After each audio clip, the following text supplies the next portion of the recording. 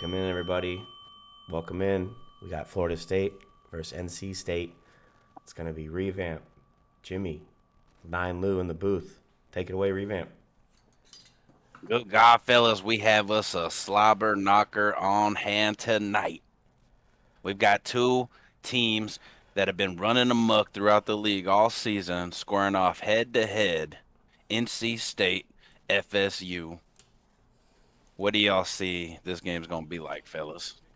Slobber knocker. These guys know each other so well. This should come down to the last possession. Yeah, keep your eyes peeled. Keep your eyes peeled for sure. And Thomas is going to take it out of the end zone. He's going to get cracked pretty hard after a 23-yard return. Let's see how the offense fares off in their first drive. Big hitters already. You know how we like it, especially the three of us in the booth here. Big hitters. Defense already laying some big hits with special teams. It's a thing. Expect to see more of it. Yeah, for sure. These two coaches have been going at it all week, posting hype, trying to get each other riled up. And let's see, first offensive play of the game, NC State is dropping back. They're going to throw a little out route to Jones. Jones gets about 9 yards on the reception. That a way to start it off. Good timing route. Yeah. What I noticed was Big Penis flex to the left was just a decoy. He went across the middle, and he threw it to the left flat. So Yeah, you know where my eyes are. For sure. Big Penis has made his presence known throughout this season so far. So no matter what, even if he isn't getting the ball, he's definitely somebody the defense is going to want to keep their eye on. But they're going to go ahead and hand it off to Allen here. Lose a yard on the rush. It is 3rd and 2 now. What will NC State do? Florida State was ready for that run for sure. Yeah, I think you line up your best short yardage play here and just try to keep this first drive going. 49er George likes to, grind the clock and own that time of possession. So he wants to establish that early. Yeah, 100%. This is going to be a big play right here. Looks like they are going to come out under center. They've got 2 on the right, 2 on the left, and they got their man Allen in the back. We do know Florida State has a very aggressive defense. Let's see if they will come through here to make a big stop. Leary is dropping back, going to throw it to his man Penis, and Penis comes down with the first down reception. He had a man draped all over him. Good catch. Great 6-yard snatch there. Yeah, that's one thing about Penis we've seen already throughout the season. This man always makes a play when they need it the most. But big 3rd down conversion. It is 1st and 10 right here. Coming out in a pretty heavy set. They're going to hand it off to their man, Allen. And Allen picks up 4 on the run. Good push there by the line to get 4. Haven't seen any huge plays, but we've seen a lot of nice positive plays. Yeah, that's one thing both of these coaches are going to want to do. They both have really good defenses. I think, very underrated defenses, and it's raining, so who knows how it can turn out. But so far, NC State's doing what they have to do. It is 2nd and 6. Looks like Leary is making a couple adjustments. Could be just a little bit of mixing and matching, but he is dropping out, rolling out to the left, and he is going to pick up the first, but get absolutely crunched on the hit. Good God. You love that he got the first. Hate that he took that hit. Agreed. Yeah, big first down conversion right there, 100%. You can hear the crowd. The crowd even got hyped up on that one. Anytime your quarterback's willing to, lower their shoulders, sometimes it can get the whole team riled up. You just got to watch yourself out there, pimp. But Leary, he is one tough son of a gun, and he is coming out under center once again, making a couple adjustments. Looks like he is going to hit him with a play action and roll out to his right, but the defense is pursuing quick, somehow able to get the ball off at a 2nd and 10. Florida State had that very well covered. Leary was wisely threw that away. Sharp play. Yeah, well covered. Yeah, great coverage by the defense, 100%. Defense, that would have been a coverage sack if they would have got it. But Leary, what a play, able to get it out just in time. Starting to turn into a chess match, we see. I like it. Yeah, these two coaches, like y'all said, they know each other well. They've scrimmed each other numerous times. It's going to be wild. But Leary's going to hand the ball off to the left, break a man off, gets tackled after 2 yards. It is 3rd and 8, about 4 minutes and 40 seconds left in the first. Allen broke that first tackle. I thought he was going to get something going there. But 2's not bad. Yeah, there's no shortage of bulletin board fuel or motivation between these two coaches this week. Looks like NC State will come out in a shotgun formation this time. Wide receivers going deep. Leary throwing it to his man, Allen. Allen coming down with a spectacular catch for a first down. That's a tough over-the-shoulder catch to make. Good catch by the running back. Beautiful play. Yeah, beautiful play. Not only beautiful play, I'd say beautiful throw. Leary floated it up there to where it was just one-on-one, 50-50 ball, and the halfback made the play he needed to. What a freaking catch. But NC State is rolling. They are within striking range now, looking to make a hitter, and they're going to dump it off to their man Penis, and Penis is going to churn up about 8 yards. Yeah, anytime he touches that ball, expect big things. I see what you did there. Very nice. Yeah, once Penis gets coming, it's hard to stop him. But second But and 2. He keeps those legs pumping. He does. 2nd and 2. They are on the 27-yard line. The band is playing their favorite song. Leary coming out under center once again, handing it off to their man, Allen. Allen breaks a guy off but gets tackled. 3rd and 2. This defense stepping up big right there. Yeah, Florida State's filling that box up. They're stopping the run for sure.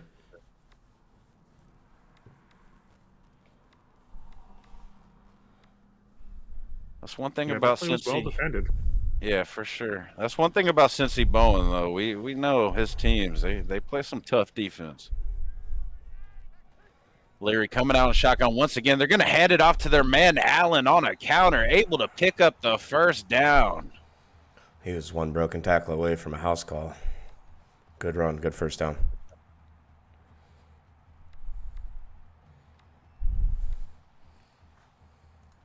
Good vision on that play.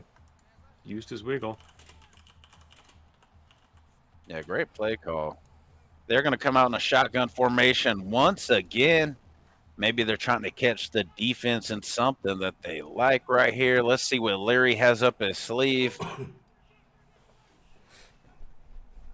Leary getting pressure pretty quick, but able to get the curl off just in time and scored a touchdown with an absolute dart to his man. I don't know if you guys have heard, but curls for the girls. It's a thing. Good play there by NC State. Good timing. Great execution. And they're on the board. Great timing, 100%. I don't know if y'all saw the pressure was coming in quick. Yeah, Leary had to get rid of that right away. But here we have it, fellas. 2 minutes and 38 seconds into the first quarter. NC State is up 7-0, about to kick the ball off to Florida State for the first time here today. Let's see if Florida State's offense can answer back, put a 7 up on the board of their own. And it looks like they're going to take a deep kickoff from deep in the end zone. They get a little bit of opening out there. 36-yard return, get to about the 27-yard line. There's definitely a seam there, but it closed quickly. Yeah, risky play to take it from that deep, but he got past the 25. Hats off to Bowen. Yeah, definitely took it from deep, but there was that hole opened up, but it closed real quick. That'd have been one hell of a return. But let's see what these two coaches have for each other. Florida State's first time on offense. See if they can cook up a master plan here. They are going to hit a little wide receiver. Handoff into a pass does not work out for him, though. Interesting call there on first down. I like it, but NC State sniffed it out real quick. Yeah, very aggressive from Florida State. I believe they're the 26th ranked team, just failing to be in the top 25. Oof. Yeah, I mean, they might be the 26th ranked team, but I'm pretty sure they're undefeated right now, right? I think he lost one, maybe not. I don't I remember. think he's undefeated right now. Okay. I'm not 100%, but I think Florida State. We'll have to check it. But they're going to come out in a 5-wide shotgun formation. He's going to look for somebody to throw to, delivers an absolute strike for a first down. Micah Pittman, 19-yard reception. Jeez, there was like two guys right there. That was weird. They like split off, and one guy went to two. Oh, this should be 3-0. Okay. Yeah, so they just might not have the votes just yet, but they are 3-0. So they are a good team, great coach team as well. You know, NC State's 5th-ranked team in the nation, so it's a slobber knocker, fellas. But we have Florida State back in the shotgun. Quarterback is just going to take it off the rip. This man is playing with a stress fracture in his foot, but boy, he is playing his heart out already. Looked fine there on those wiggles, didn't it? Yeah, I think the stress might be on the defense. Yeah, that's one thing about this quarterback. He is one of the quarterbacks that will stress your defense out the most, but good Lord. Treshad Ward got tackled for a negative yard rush right there. 3rd and 3. What a big play. Yeah, he hit that gap very nicely. Very good TFL. Wolfpack is all teeth right now. Wolfpack definitely came into the game growling, showing all their teeth, but right now they're definitely backing up all the bark. But it is very early, 7-0, 3rd and 3. FSU easily within striking range right here, as long as they get this first down. And oh my God, it was almost a pick 6. Jordan Travis, good Lord. That could have been a big problem. Whoa. Whew. I mean, when EA gives you one, you just got to take it. You just got to take it. When EA gives you a break, you just take it. Make the most of it. Mm-hmm. Uh-huh. 4th and 3 near midfield here. What are we going to 4th see? and 3. I feel like, you know, after that, could have thrown a pick 6. I figure they're coming out for it. This is house money. Yeah, house money right here.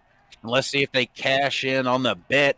They have a wide receiver moving from the left to the right. Clock is ticking, but they are going to throw a strike. But by God, the defensive back able to strike it down. Turnover on downs. What a play by that D-back. Didn't make enough contact with him for to throw a flag, but still swatted the ball. Great play. I liked the decision. I liked the throw. The defender kind of came out of nowhere on me. Yeah, defender made one hell of a play right there, 100%. Looked like the wide receiver might have been open for a split second. Quarterback tried to fire it in, but that defensive back made one hell of a play. Now NC State starts with the ball at about the midfield mark. Let's see what they do. 1st and 10. Leary is going to hit him with a play action. The coverage is great right now. Leary is in trouble, and Leary is getting brought down. 2nd and 10. Good Lord. Yeah, good coverage, and the double spies paid off. There was nowhere for Leary to go. Yeah, nice job for him to get back to the original line of scrimmage.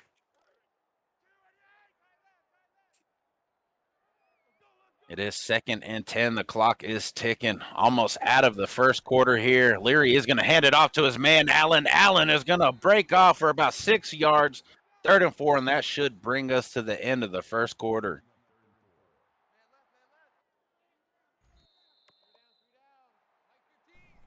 Fighting quarter play. Yeah, good ball control there by NC State to start it off.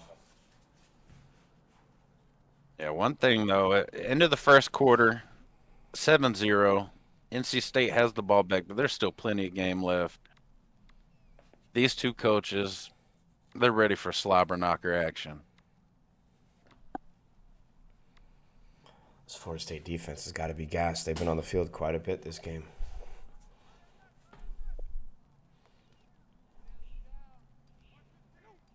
Like Jimmy says, Florida State defense has been on the field a lot. Let's see if they can step up and make a big play here. Leary is dropping back. He's throwing an absolute laser beam right up the middle for a strike to his man Thomas for another first down.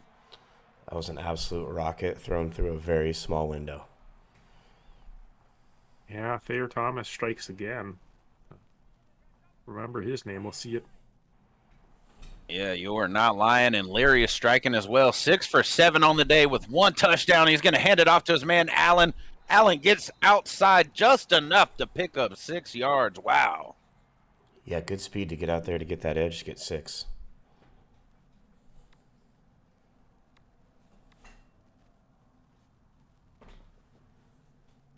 And the Wolfpack offense continues to chip away. Yeah, they're chipping away constantly. They are within striking range once again. They're on about the 26-yard line. Looks like they're coming out in a shotgun formation. 3 wide to the right, 1 to the left with a halfback in the backfield with Leary. Leary's out here making some pre-play adjustments. Trying to see a softness in the defense. Dropping back, going to deliver another curl for the girl. His man Jones able to get, I don't know what kind of tackle that was, but what a play by the defensive back to save a touchdown. Yeah, that was very similar to that touchdown pass earlier. Just a good timing route. At least this time, Leary wasn't getting rushed like last time. No, Leary looks relatively comfortable. Or disciplined when he, when the defense pressures him and he's uncomfortable. Leary's definitely been leading this offense, and Allen has been his right-hand man. Micah Allen, 4-yard rush. It is 2nd and 6. He's averaging 3.5 yards a carry. Just keep feeding him. He's doing well, running well. Line's blocking. Things are clicking. Yeah, keep moving the sticks. Keep doing what you're doing. Leary's coming out under shotgun, has his man Penis and Allen in the backfield. Oh, wow, got pressured really quickly that time. Yeah, wasn't much he could do there. Tried to get it off on the screen, but D-line got in there too quickly.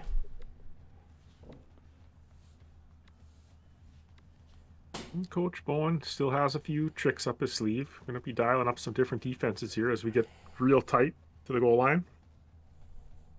Yeah, 100%. Once you get in the actual goal line situation on offense, everything becomes so much tighter, so much more dense. It is 3rd and 6. Do not see the man Big Penis out there. Leary is going to drop back, though, getting pressured quick, able to get it out before he gets sacked. What a play by the defense there. Yeah, they got to the quarterback really quickly there. I'm not sure if he was just untouched or what.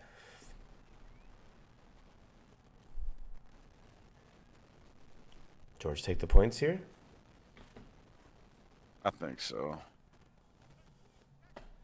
It looks like they are lining up for a field goal, and it looks like Dunn is going to strike it right through the middle. It is 10:05:28 left in the second quarter.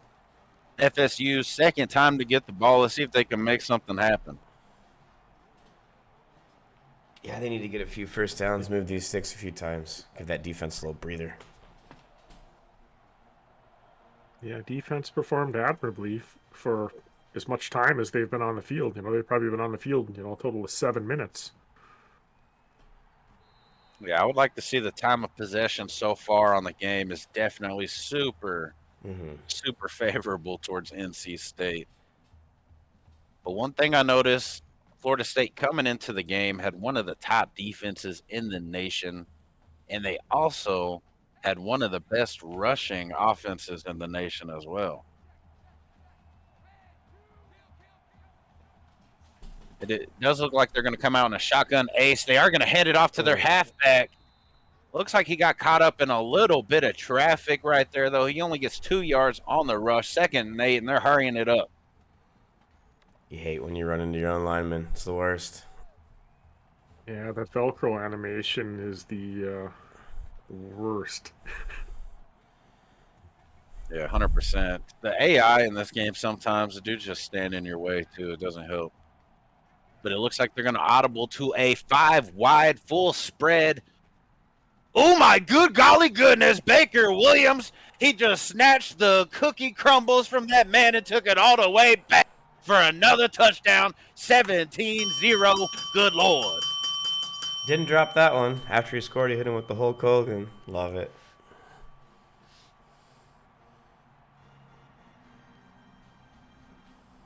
Big momentum swing on that play. Yeah, that was huge. Yeah, you ain't lying. Big momentum swing for sure, and you can hear it in the crowd. The crowd is going absolutely bonkers out here. The band is out here playing the loudest I've heard all season long out here. I mean, Florida State, you still got plenty of game left since he's able to bounce back, but you have to get something going on this drive. Let's see what they do. They are going to bring it out of the end zone once again. Going to make a man miss. Could have made another miss. Man, that could have been a huge, huge return. Got 32 out of it, though. Yeah, Pittman's getting his on these kickoffs. He's probably averaging about 25, 30 yards a return. You know, this is where we have to remember that this Florida State team is very young and very athletic. So it might look like they're down too far and out of reach, but they just need to get hot. They need to get hot for sure, and that's the man that needs to get the hottest. Like I said, he did come into the game with an injury, stress fracture on his foot.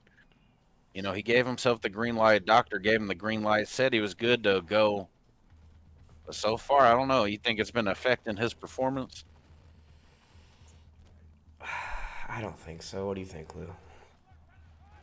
I mean, it could be a confidence thing affecting maybe some of his throws, but I don't think he's really challenged a lot of throws. They need to get the run game going, and I think then everything will be smooth.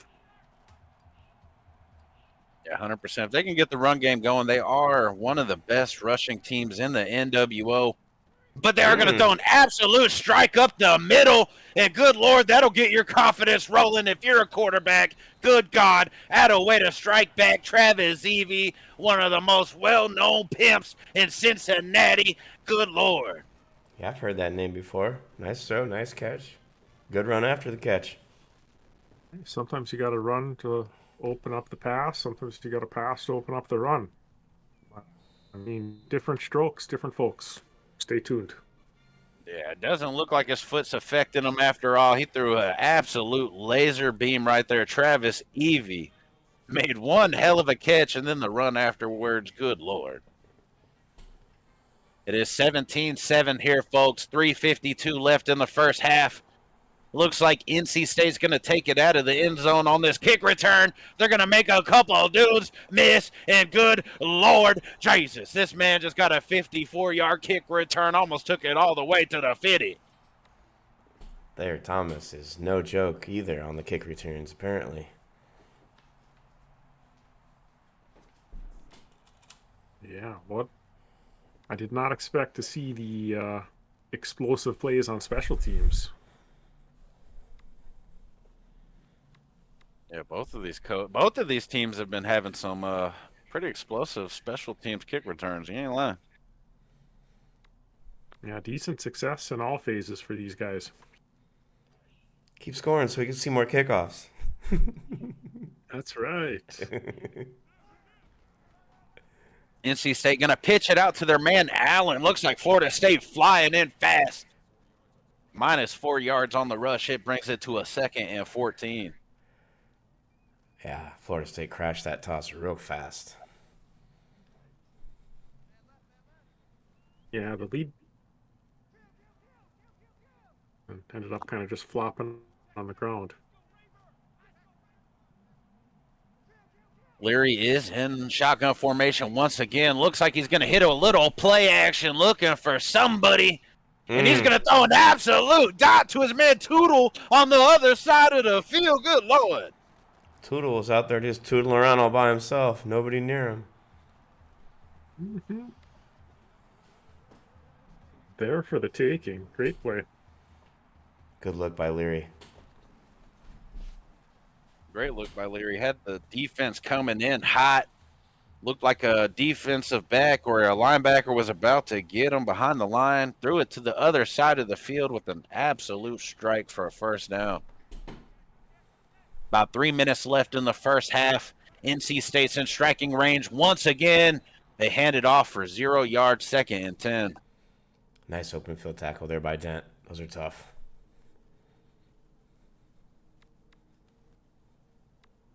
This Wolfpack team looking very prepared today.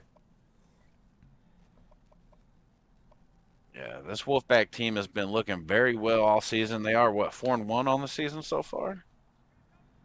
Mm-hmm. Sounds right. That sounds correct. Yeah, played some very good coaches as well. Got some very tough, hard-earned wins. Trying to get another one here today.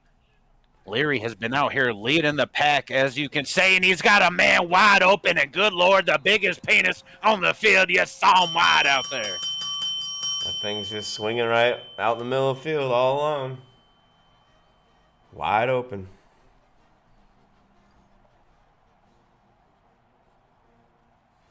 Yeah, and since he and the Seminole defense seemingly afraid to get near on that particular play. I think he was just completely unaccounted for, maybe. Yeah, I mean, once Big Penis gets Yeah, a lot of run, times you let the fullback go.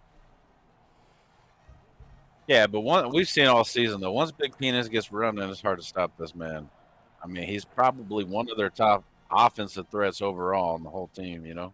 I think he's the highest Oh overall yeah, rated player. certainly a weapon. Wouldn't surprise me. Micah Pittman is going to bring it out of the end zone this time for a 28-yard return, 24-17. NC State with the lead. 2 minutes and 15 seconds left in the first half.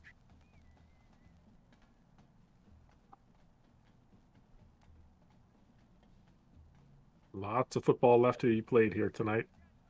Mm-hmm. I've seen Coach Bowen come back from 28 down. Got the quarterback dropping back, throwing it into coverage. Does not get the reception that time. That was a tough throw right there. Yeah, that was the ball and the cornerback got there at the same time. I'm not sure if that was picked, caught. What happened there?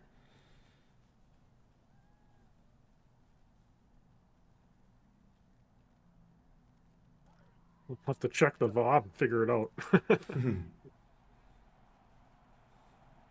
Looks like Florida State's going to come out in a 5 wide. Once again, they do have a tight end in the back. It looks like it's going to stay to block, and they're going to throw it deep. And good Lord, there is nobody but the wideout out there.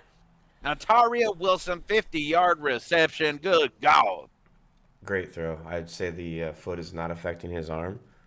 Way to catch up and close down and tackle that man. That looked tough to do. Yeah, touchdown saving tackle by Ingle, the safety. Looks like the quarterback is going to run it this time. Gets about 4 yards after taking a hit. 2nd and 6. Speaking of Ingle Lou, he came down there in that gap and made that tackle. Making his presence known. Florida State trying to make their presence known as well right here. It is 24-7. They are within striking range. The clock is ticking. Looks like the quarterback, Travis, is going to drop back, throw a curl for the girl to his man, Travis Evie, 3rd and 2. Didn't pick up much, but you Big didn't lose third down. yards. Oh, big 3rd down coming. That clock's still ticking. Clock's definitely still ticking, but if you're Florida State, you probably want this to be the last possession of the half. You don't want NC State to get the ball back. But they've got to move the chains right here. 3rd and 2. They are on the 22-yard line.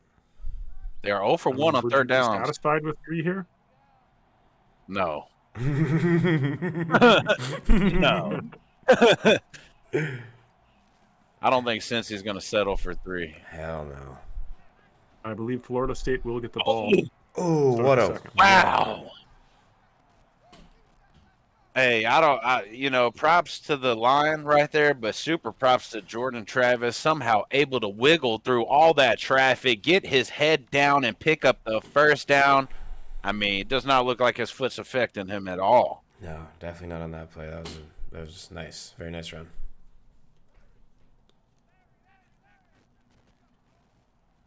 What great vision as well. And it looks like he's got 5 wide once again. He is going to drop back looking for somebody, anybody. Got an open hole up the middle, and this man is going to take it for himself. Another first down. It is 1st and goal. Yeah, he's not afraid to test that foot out. Here we go. Let's see it. Nothing open, just steps up and says, I'll take 10 yards. Slide in.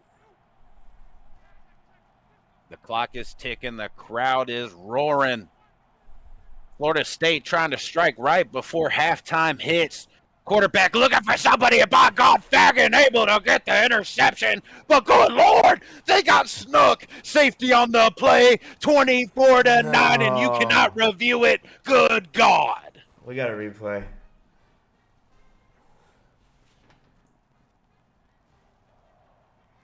I mean, if you're NC State, that is about the worst case scenario right there. Wow. That's tough. Yeah, you're happy with the pick, but not happy with what went down after.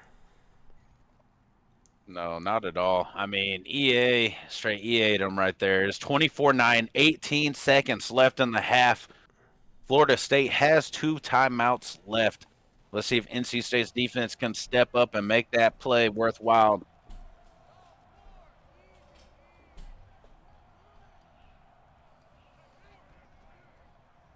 We got Travis dropping back. Looks like he's getting blitzed immediately by the defensive tackle. Defensive tackle sacked him for about 7 yards.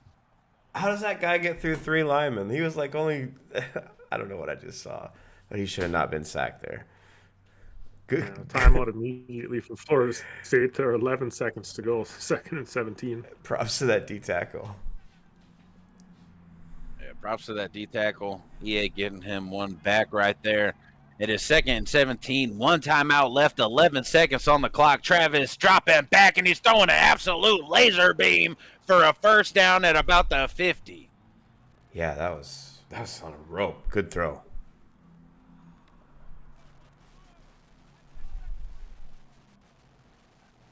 With 7 seconds left, they are obviously going no huddle. Let's see if they can get a quick one off to get in field goal range. Oh my, almost threw an interception. 3 seconds left. Whew, yeah, that was a ballsy throw there. So we're gonna see a Hail Mary here. No field goals.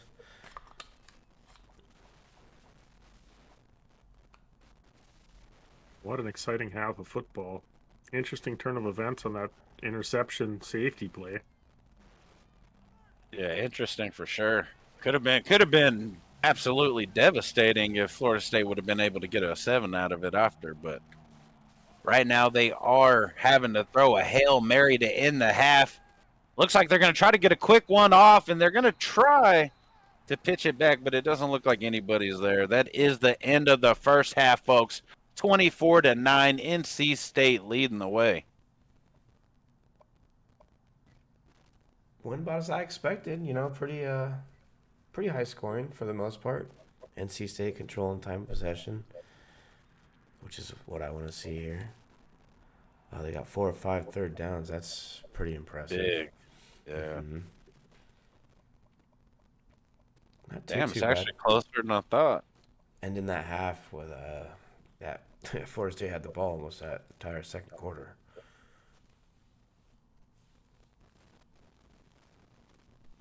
Yeah, Florida State should continue to possess the ball on offense here to start the half. Yeah, this will be a big opportunity for Florida State to strike back. You know, if they can get some points up on the board. As you can see, they're actually leading the way in offense. They just got to minimize those turnovers. And that's about how most of these NWO games go, you know? What's most interesting to me is that safety makes it a 2-point or a 2-score ball game. You know, it's 15 points now. True. And Florida State gets the ball. Yeah, buckle up, folks. This is the start of your second half, and we're getting the first kickoff, and let's see if Florida State's going to bring it out. Thought about it. Yeah. Take this out a little bit right there, but that was kneeled in the end zone. They are starting off on the 25. What do you expect to see from Florida State's offense to start this half? Throwing deep down the seams has been working quite a bit, so we'll see if he I expect some continues. deception. That too.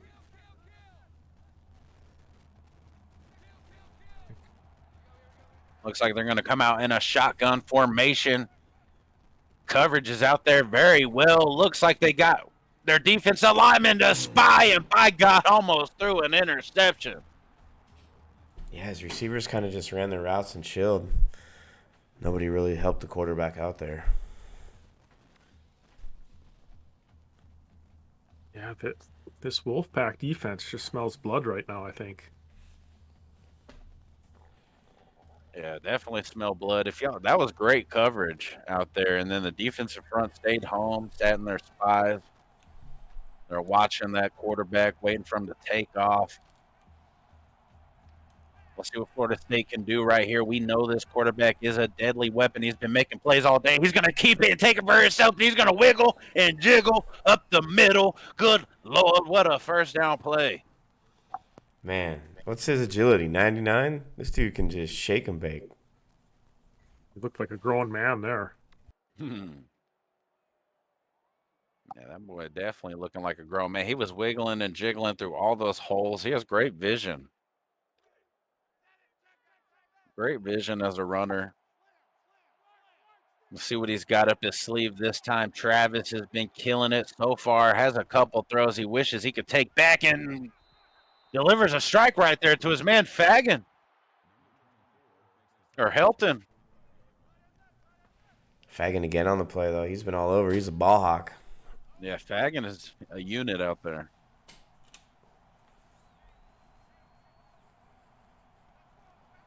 But it looks like they're going for the no-huddle offense. They must see something that they do like in the defense. Halfbacks in motion, rolling out to the left. Travis, the lone man in the back, going to take it himself and going to pick up the first down. Got popped pretty hard on that one. Mm-hmm. And he got up slow. Oh. See a little extracurricular there? Still getting up. Yeah, that defender was trying to sneak a little extra. Looked like he hit him with the Adamican Sue, didn't he? I mean, it's muddy down there. Guys are slipping around. He's It's just tough slipping. to get up and find your footing. You know, tripped a couple of times. Yeah, tripped a On couple him. times. And 87 with the great reception for a first down. Looks like Florida State's going to hurry it up to the line, see if they can strike quick. There's that seam I was telling you about.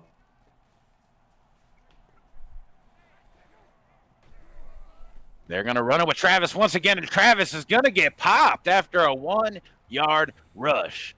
Yeah, he ate one pretty well in that hole. He'll think twice about running up the middle again. Be careful where you stick your nose, Travis. But it looks like the coach is confident, telling him, Travis, stay out there. Run your 2-minute drill offense. Let's see if you can make a play, kid. And he's going to try to make a play. And more coming in for an absolutely bone-crushing sack. Good God. I think that shook our press box. He hit him so hard. Good God. Wow. Yeah, George will do that all day. I mean, Travis looked like he was doing the right thing. He stepped up in the pocket, had the defensive front coming from the outsides, and then all of a sudden Moore stepped up in the middle, met Travis, and, I mean, we saw the hit he delivered. besides Travis You and felt Evie, it. who else have we called here? Like, nobody else is really stepping up. Yeah, not really. We've called Pittman a couple times, and we've called the halfback a couple times, but you're right for the most part. And able to get the snap off just before the delay of game. Great coverage out there once again by NC State, and they are absolutely clobbering these Florida wide receivers and the quarterback and everybody. These hits are getting personal. I love it.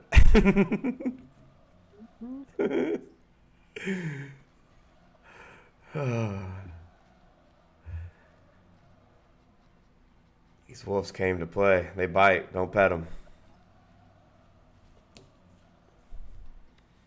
I mean, that's one thing 49er Pimp has been preaching all season long.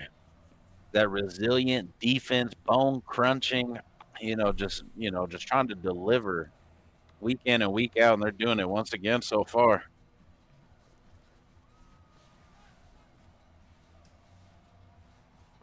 But Florida State, they are out there once again with the offense, 4th and 7, 5 wide in a shotgun formation. Let's see if Jordan Travis can be a hero, make a play when they need it the most. He's going to drop back. He's going to deliver a strike up the seams. Once again, first down, by God. Yep. Pittman's like, say my name, say my name. We will. Keep making plays. Nice throw, nice catch. Great play right when the offense needed it. Right when they needed it, and Jordan Travis is trying to dig deep, and he dug deep within and drove it all the way to the end zone. Looked like he might have been a bit short, but by God, this kid drove it in. What heart from this quarterback. Good Lord. Yeah, I mean, just when you think you got him wrapped up in tackles, he falls forward for 3 yards. Amazing.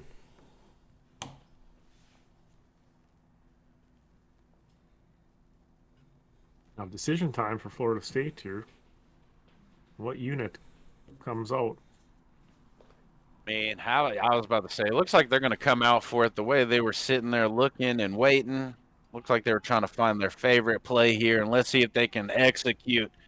Travis rolling out to the right, getting pressured quick, throws it to his man. NC State defensive back able to swat it down. Conversion failed. Yeah, good pressure by NC State to make that throw errant, because if it's not errant, that's a 2-point conversion.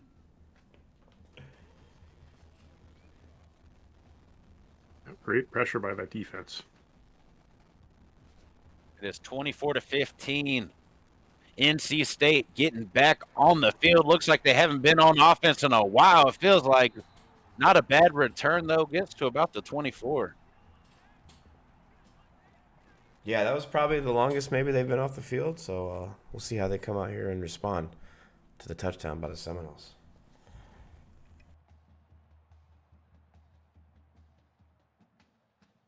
Yeah, Florida State actually might be ahead in time of possession for the first time ever in this ball game.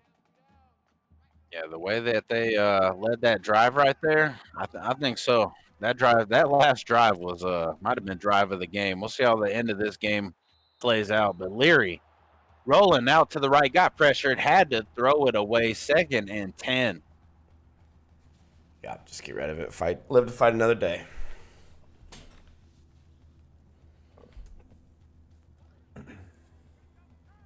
But NC State still has a lead. They're winning by 9 points at the moment. Their man Leary trying to lead the offense once again. Has his man Big Penis out there with him. Tootle as well. Allen in the backfield. Let's see if Florida State's defense will be able to step up and make a play. Big Penis gets the catch, and he is taking it. It's almost the same route he scored on. Very nice route, very nice catch. That was threaded. There was a couple guys there. Good throw. Yeah, it was a little bit questionable whether the ball was going to get to him, but once it was in his hands, he made a nice move and was able to get 10 or 15 yards after the catch. Yeah, Leary shows his arm strength and his accuracy once again. Leader of the pack, Going to hand it off to his man, Allen, and Allen's going to pick up about 3. 2nd and 7, close to the 50-yard line. Well, don't forget, going back to the previous play, about the soft hands on that big penis. Very soft. 2nd and 7 here, folks. So they are at the 49-yard line. Looks like Florida State's defense is coming up tight. Playing aggressive up here, seeing if they can make a play. Leary dropping back, and he's throwing off his back foot. Somehow gets it out to Tootle. Tootle gets tackled after a 1-yard loss. 3rd and 8. Yeah, unfortunately, that back foot threw it a little bit behind Tootle, so he had to come back and get it, which made him lose a yard.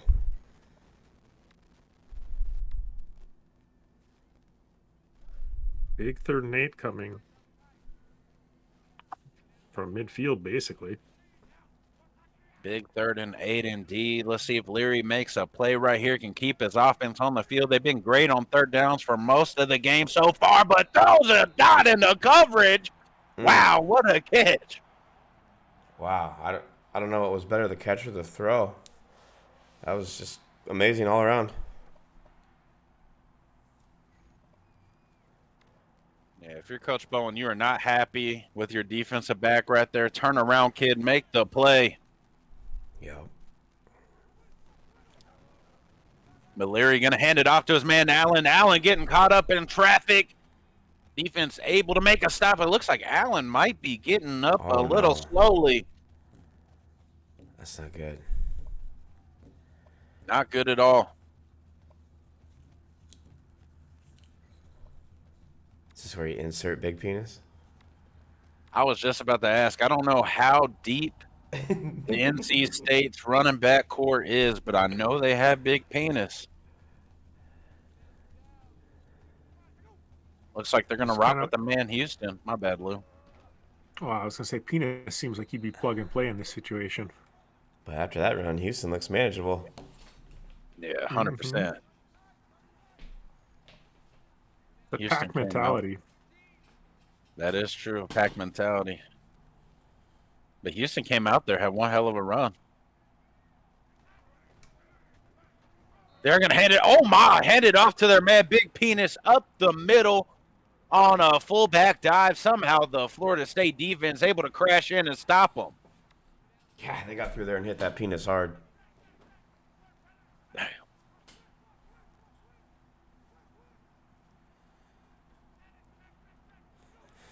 It's a big 4th down. Big 4th down, and Houston gets the ball right there, and he churns it. Churns up a 1st down. What a play. Houston, fresh off the bench. What was that, his 2nd Houston carry? Pulls forward for a yard or two, just what they needed. Mm-hmm. Very nice. Yeah, Houston stepping in for the injured running back Allen, and he is, earning the trust of his team out here. Big 1st down. This has been an absolute slobber knocker, folks. It is almost 4th quarter time. Looks like we'll be able to get at least 1 or 2 more plays in here. Leary going to come out under center once again. Hand it off to the man, Houston. Houston's getting outside for about 3 yards. 2nd and 7. Man, Houston's filling in really nicely here for Allen. We'll see if it continues. Yeah, seemingly no drop-off in the few runs that he's had. Looks like like we'll be cruising right to the 4th here. Yeah, I was about to say, it looks like we'll be going to the 4th quarter. I don't think we'll be able to get a playoff, but great game so far, fellas. 2nd and 7, 4th quarter time. Throw up your 4s. Good goal.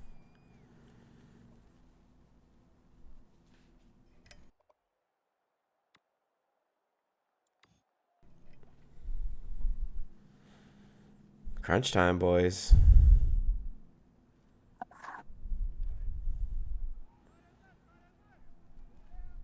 Leary coming out. Loving this strong formation. Looks like Florida State coming up hot. I could see him coming up quick. They were bringing some heat, and they were able to get their 3rd and 14. Good call. I don't think anybody bid on that play action.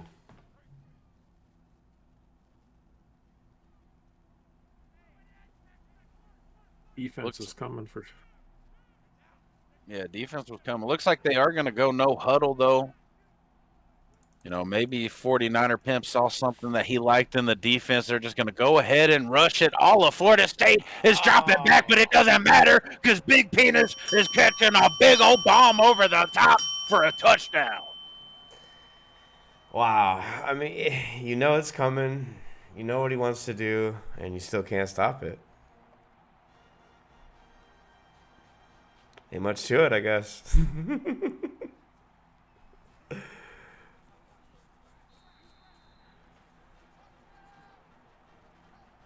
Yeah, I'm not sure who on that Florida State defense is up to the task of covering Big Penis. You gotta wrap that penis up. I mean, yeah. Not only that, you got to cover that penis up. You got to make sure that man, shit, you got to keep that penis strapped up, boy. That's one thing we've seen about Big Penis a lot. You know, we've been saying it throughout the game. He's made a couple big plays, had that touchdown early. It's only a matter of time before Big Penis exploded once again for another big play.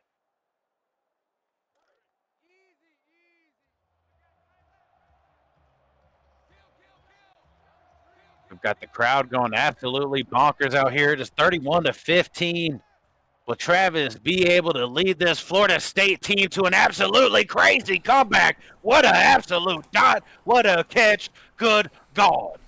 Jeez, was that on the run or did he stop and set his feet? Either way, what a throw.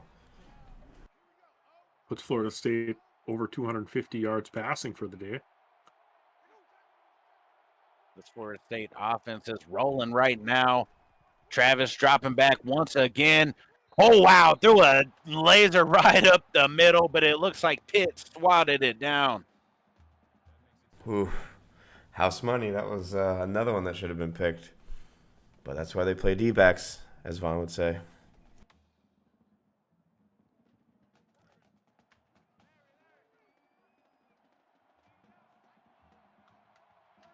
See what Travis got cooking. Coming out in a shotgun with 5 wide. They're all bunched up. 3 on the right, 2 on the left. Looks like he's making a couple adjustments. Throwing it up the middle once again to his man for another first down, and they are within striking range.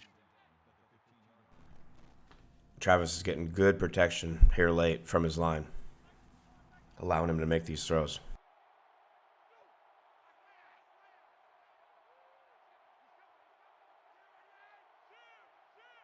Looks like Florida State is just trying to keep the tempo rolling.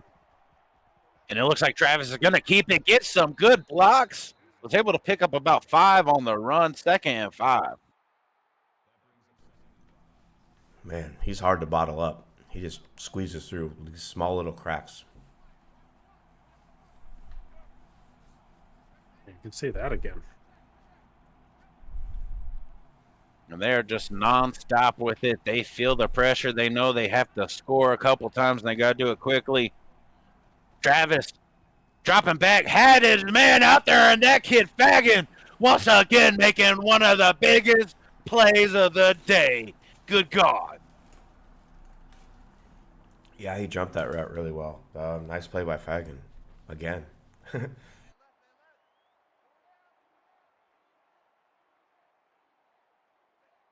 Not what Florida State needed right there. NC State. You know, they're feeling good, though, handing it off to their man, Houston. Houston picking up about 5. It is 31-15, folks. 5 minutes left in the 4th quarter. Good call.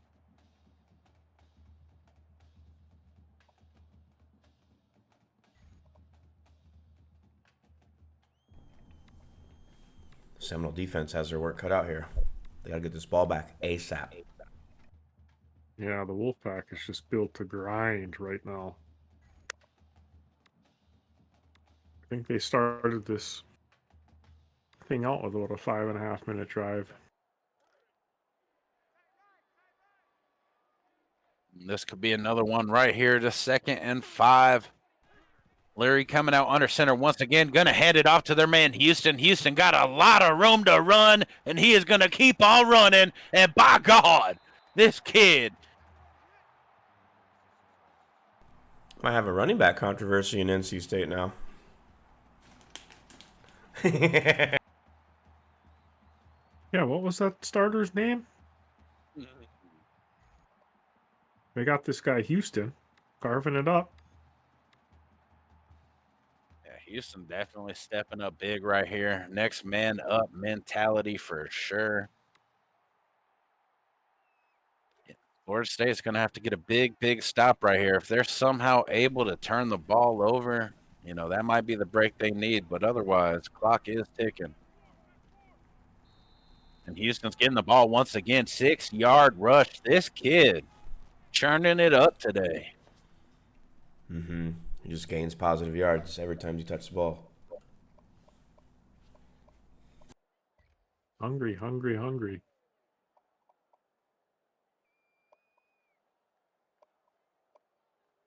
The clock ticks inside 4 minutes now. The clock is going quickly. 2nd and 4. NC State coming out on their logo. Florida State's got everybody uptight, trying to make a stop right here. And Houston's going to get outside and making a jiggle wiggle. And this man is moving the chains once again. Best part about that run, he didn't go out of bounds. Yep, grinding the clock. Yeah, definitely grinding up the clock, grinding up the yards, moving the chains. If people didn't know who Houston was before this game, they definitely know now. Might have a couple little shouties hollering at them after the game. Right?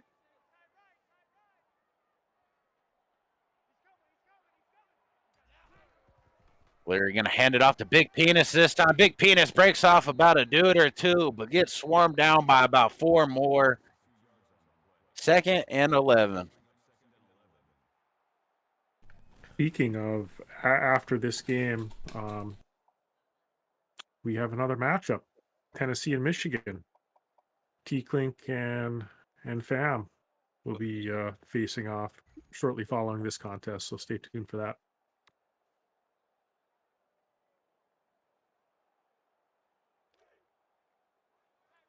Yeah, that game should definitely be a slobber knocker. 2 high-powered offenses. Leary coming out, mixing up the play, though. He's going to come out under center once again. Got 2 wide receivers out there, fullback, tight end, and a halfback. He's going to do a little play action. Has a man running deep, but a defender coming in quick, and he is able to sack him. 3rd and 15. He wanted that deep ball to Penis, but it was covered really well.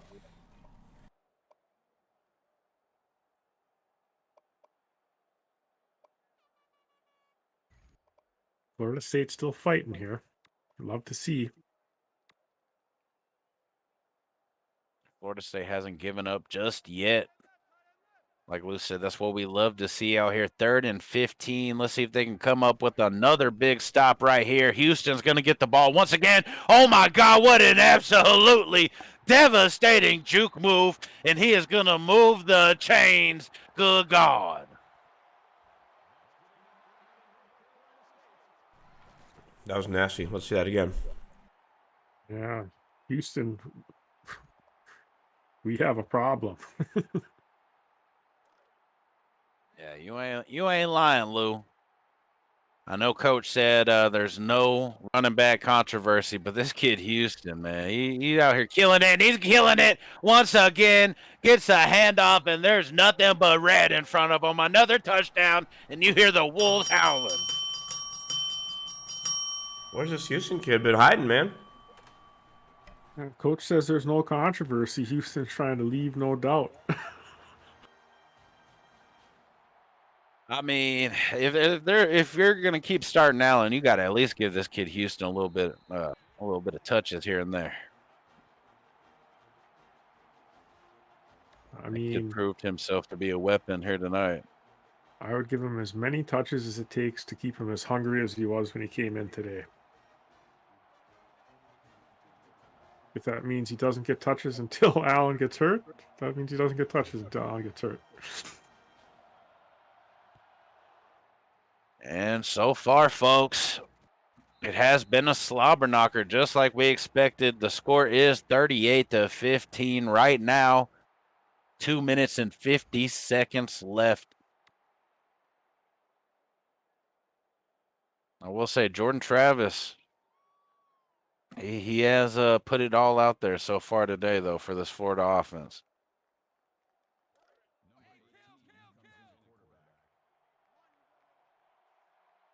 But it looks like they do have a different quarterback coming in right now. I don't know if they're just trying to get this kid a little bit of looks. Just tell Travis, wait till next week. But he is going to throw a strike to the right side, 2nd and 2. Very nice throw coming out of the bench. Yeah, needing no warm-up. And it looks like they are going to stay in this no huddle offense. They're going to dump it off to their man on the outside. Wow. What a tackle by the defender out there. Saved a big play.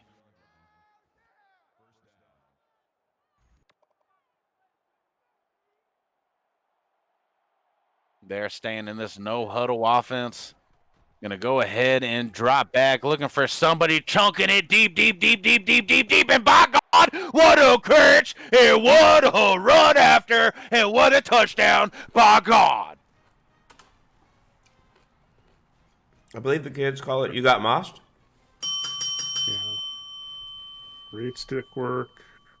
Excellent timing on that hurdle to avoid the little arm sweep. Yeah, that was disgusting. That was all I got to say. Mm-hmm. But it does look like Florida State able to convert the 2-point conversion. It is 38-23, 2 minutes and 17 seconds left in the game. Florida State going to come out and try to onside kick it. Let's see if they can get it here. Doesn't look like they get it. Walker able to recover the ball, get smacked afterwards, but this might be it, fellas.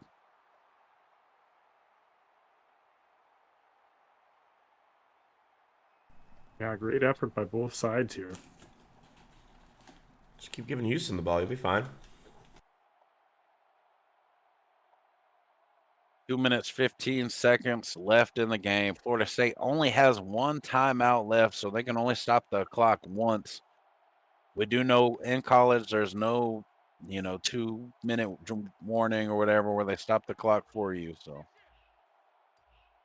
we're expecting NC State to come out and just feed this man Houston. And Houston is going to get the ball, gets outside, able to make a man miss once again. Loses a yard, but keeps the clock going. He can prove he can stretch the defense. Almost got to that corner there.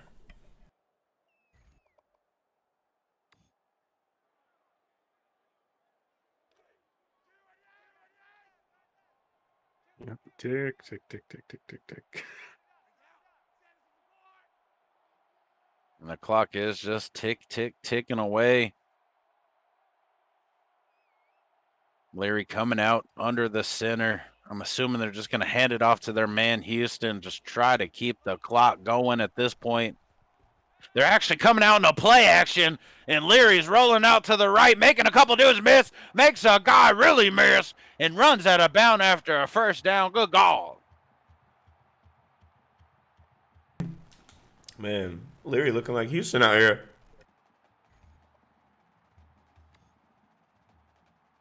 Looking like his man. Yeah, what do they feed him at those team meals? Yeah, I don't know. That man out there wiggling and jiggling. They are going to hand it off to Houston. Houston gets tackled behind the line of scrimmage once again, but it does keep the clock moving.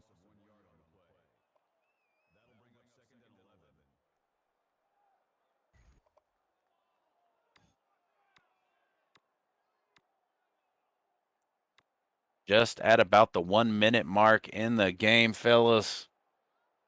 If we go look at next week's schedule, it looks like Florida State will be taking on Oklahoma State. That should be an absolutely wild matchup right there. I mean, Jimmy, Lou, what do y'all think about that matchup? That'll be fun. 2 top 5 teams. Woo! Let's go.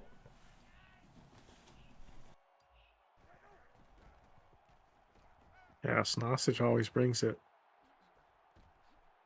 And Larry, good Lord, this man just wiggling and jiggling once again. 3rd and 3, though.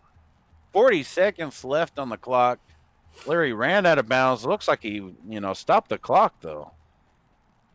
That man does not look like he has 69 speed.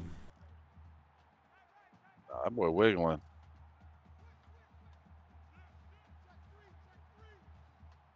But 3rd and 3, let's see if they can move the chains once again right here. They're going to hand it off to Houston. Houston trying to get outside, getting stopped by a couple Florida State defenders. That will be their last timeout. 4th and 1 on the 21, 35 seconds.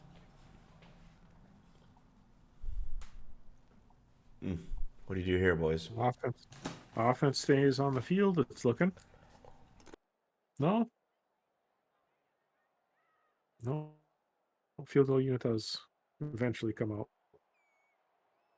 Yeah, it looked like they considered it for a second, but their kicker does come out, sends it right down the middle, makes it 41-23. 32 seconds left in the ball game. But as I was saying, Florida State versus Oklahoma State, Cincy versus Sausages next week. That's going to be an absolute slobber knocker. That Oklahoma State quarterback, Florida State quarterback, 2 of the most athletic quarterbacks in the NWO going at it. That's going to be a matchup. Who do the Wolfpack got next week? Revamp? It looks like the Wolfpack is going to continue their streak next week against the Miami Hurricanes. They will be going to Miami though. So hopefully Will Smith can Miami. Yeah, hopefully Will Smith will perform a great halftime performance for us, playing his old signature track. Don't bring up his wife. Oh shit. At least George can get some Cubans while he's in South Beach. And I don't mean the sandwiches. Yeah, that should be an interesting matchup though, because both times me and George have played, it's been close, man. I'm just saying, and the way his team's rolling right now, this is the best team I feel like he's had. So. Yeah, he sure seems comfortable with them as well.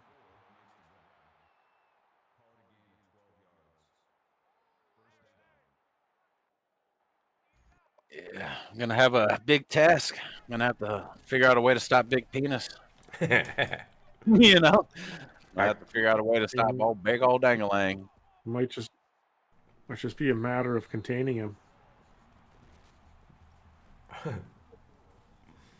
gotta figure out how to cock block.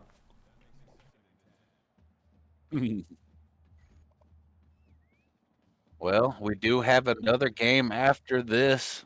It is going to be a matchup between Tennessee and Michigan. Like Lou was saying earlier, we got T Clizzle, the Pimp Izzle, versus the Pimptastic. 2 high-flying offenses, Roman Wilson versus Jalen Hyatt. I mean, what are y'all expecting out of that matchup? High scoring. Both teams very, very explosive. Yeah, should be a lot of fun. Yeah, definitely should be a lot of fun. I expect the same thing. Wow, what the hell? Good God. Wow, I'm surprised they ruled out a catch. It was popped out so fast. Yeah, it looks like he might have tried to pitch it. At that point, you just try to get everything you can. But like I said, the next game's going to be a slobber knocker. This game was an absolute slobber knocker as well.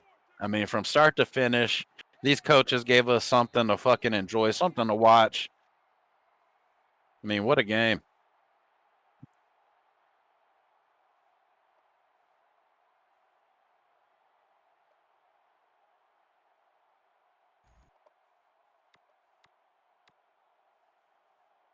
But 2 seconds left on the clock. This should be the very, very last play of the game, fellas.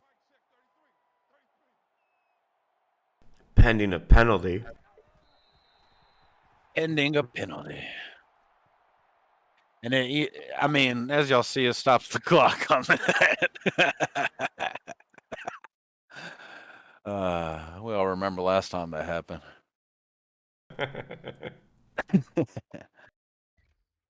But what a game, fellas. NC State now moves up to 5-1. That'll take Florida State to 3-1 on the season. One good thing, though, it was not a conference matchup, so Florida State is still looking very, very good where they're sitting at. I mean, let's see if we can get the winning coach in here. Great call, guys. Good game, Bowen. Great game, man. Yeah, great game, Pimp. I don't have very many questions for you here today.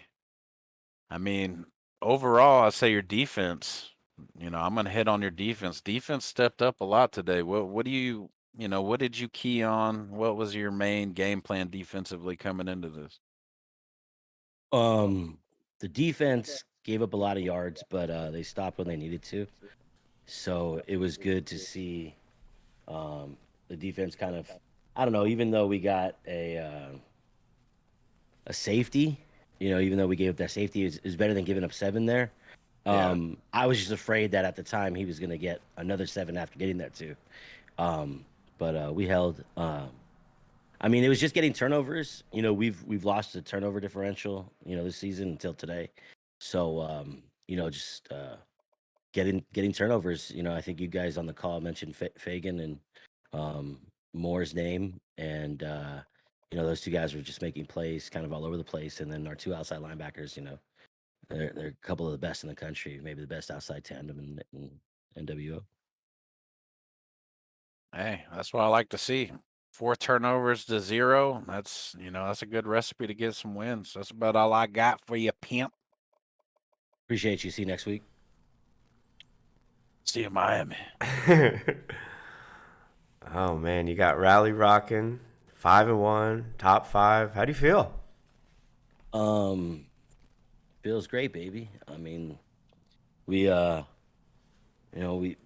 we lost a guy today. We're gonna check the injury report, and I don't know. I mean, thankfully Houston stepped in there and got some first downs and broke off a big play when we needed him to do it the most. Because had he gotten another possession right there, I think that was a pivotal time in the game, and he would have been able to. So I just feel fortunate overall.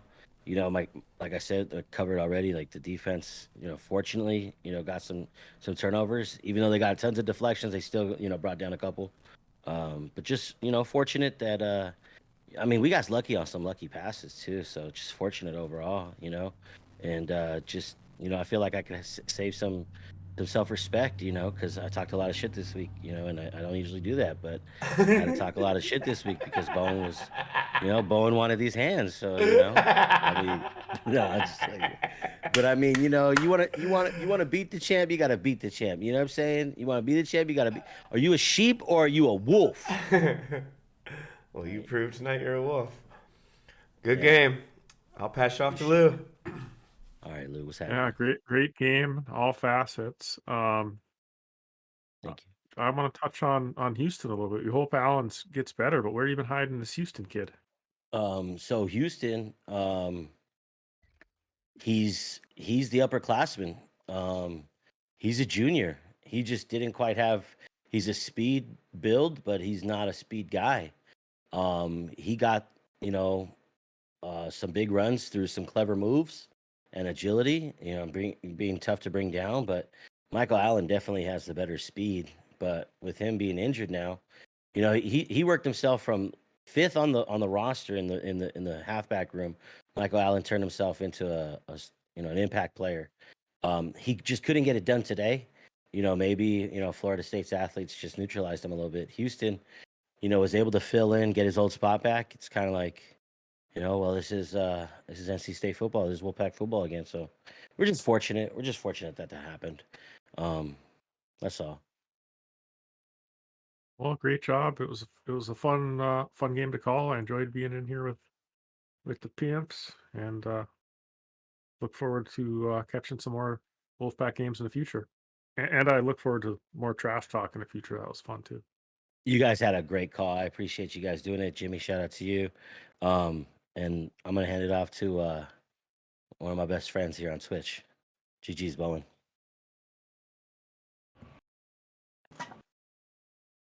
Yeah, great game. Cincy quarterback came in with the injury, but he stepped it up here today. I mean, was there any question coming into the day that he'd be playing? No, he played most of the reps during the week as far as practice goes. You know, he got 14 attempts as far as running the Brady. ball and threw a bunch, but unfortunately, the foot injury didn't do anything. Just they had a good game plan for him. Yeah, definitely. It didn't look like the injury bothered him at all. He was running it. I mean, we saw him put his head down, get about 3 or 4 extra yards on some plays. He was slinging it out there. Granted what the score shows, I think it was, pretty good game overall. Like I said, you are 3-1, but no conference games as of yet. So I mean, you're still looking good. Got a lot of room to move on from here. How do you feel about your team so far? I mean, I feel good about him. This was just a bad game. The Wolfpack, they came in, they bit us right in the nuts. They played a perfect game. They were slapping the ball down. They were making one-handed interceptions on the goal line. I mean, I just could not do nothing. They absolutely shut down our run game for the most part. I mean, we had 400 something yards passing, but at the end of the day, who cares if you don't get the W? But I feel strong about going into the training of the off season and getting back out here next year with the fresh team. But we still got a long season to go here with just one loss to a number 5 and a great opponent, George. He's got this team really, smoking. So I think we'll be all right. Yeah, I was gonna say y'all are definitely gonna be all right. Like you said, you nailed it, George. 4-5-1 now, 5th-ranked team, probably gonna be moving up a couple spots. Definitely on a roll. Can't be upset about that. You have plenty games left to go. Coaches are gonna lose. Every season is getting tighter and tighter and tighter. People are gonna lose. So you got a lot of season left. Next season, your team might be one of the scariest out here, like you said. But that's about it for me, Pimp. Bowen, good game. Rodemaker came in, played really well. Is that going to be like a dual quarterback thing moving forward, or was he just filling No, in? we were just his we might as well just give him a couple reps out there just in case if the foot fracture did come a problem here in the next few weeks because we got a long stretch of games coming up. I just want to see if he's got the arm out there. Just some practice reps, nothing to look into. Okay. Got any tricks for Danny coming up here? No, I just gotta. I've never beat him, so I gotta get the check mark like George got tonight. George finally got the check mark on me on live stream. So GG's to George. But as far as Danny goes, I don't know what I'm gonna do. It's gonna be a tough game. All right, good luck against some Cowboys. Take it away, Lou. Appreciate it. Yeah, great effort tonight, Bowen. No real questions. I look forward to seeing you against Danny next week, and it's always a pleasure. Appreciate it, Lou. GG's to George. Great game, man. You pushed my shit in, and I got my shit pushed in tonight. GG's, boys. Appreciate you guys calling the game. Appreciate you guys producing it. You guys have a good night, and look forward to the next game.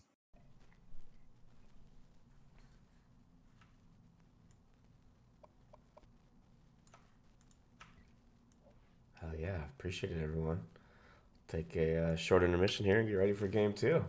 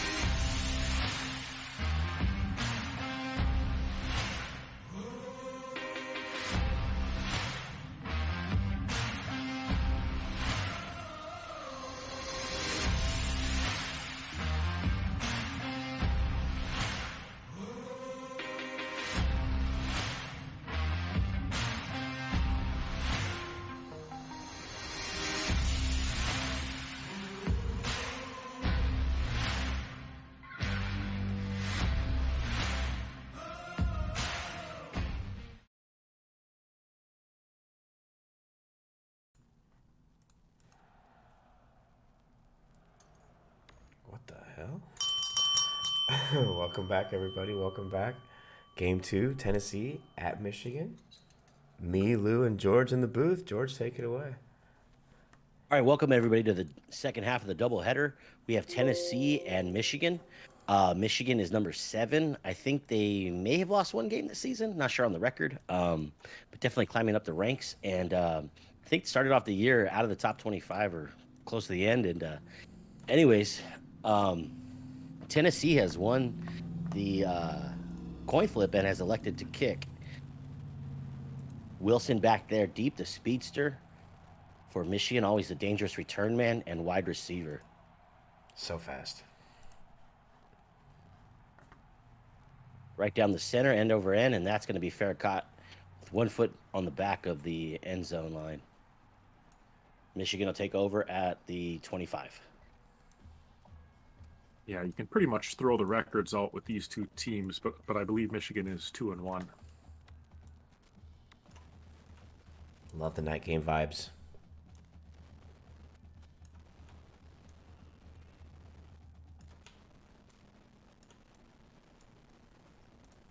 One of the coaches deep in the playbooks on this one.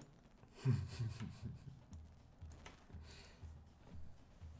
going to see a 4-down lineman look from Tennessee. Trips right, shotgun formation, Corum in the backfield with McCarthy. Couple audibles made. He's going to drop back 3, deliver the ball over the right flank to Wilson, the speedster, and he's going to get 23. Definitely got to keep an eye on that guy this game. Yeah, Michigan looking to get started early. So after the fair catch and the completed pass, we are just about midfield right here in the big house. The most seats in a college football venue. Night game. The producer tells me that those lights are wheeled in. Mm-hmm. Got a pistol set here. Balanced pistol set. Cornerbacks for Tennessee are now going to press coverage. Corum gets the handoff on the right side. Wiggles a little bit, but only gains 2. Got to keep him honest. Got to run it no matter what. Tennessee was in the backfield, but couldn't make a play for that TFL.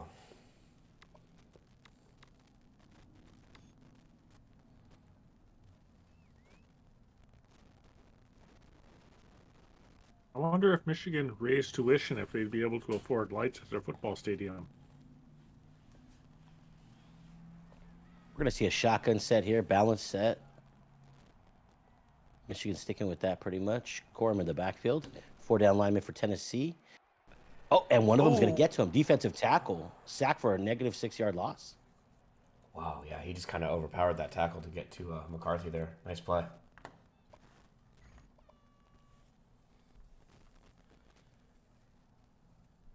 Third and 13 now. Back on their own side of the 50. Crowd is definitely pumped and expecting a national title run here as they still have a lot of games in front of them. 3-down lineman look for Tennessee this time. Another balanced shotgun formation with 4 wides. McCarthy drops back 5 steps this time from the shotgun. Delivers the deep ball over the middle, and he's going to find Wilson. And Wilson has the speed to just blow the top off of the defense. That's a 56-yard TD reception. J.J. McCarthy 2 for 2, 79 yards and a TD. Wow, that's just pitch and catch. You saw Wilson's speed on display there. Great drop back and just slings it up there for him.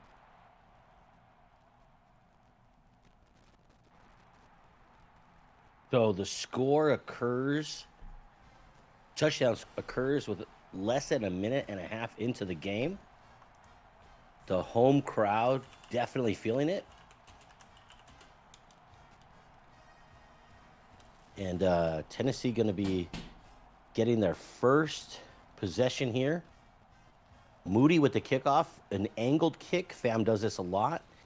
And that one is not returnable. Interesting strategy there. Really well executed as it bounces out of bounds just into the end zone. Like, no margin for error. Tennessee's been led all year by Hendon Hooker. Let's see if he is under center. Yes, he is. There's a 2 tight end sent, 2 wide to the left, deep single back. And that's going to be a handoff right up the middle.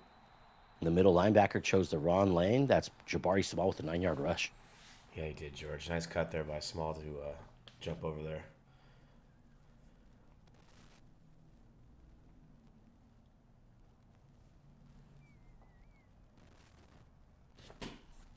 That'll take the ball out to the 34-yard line.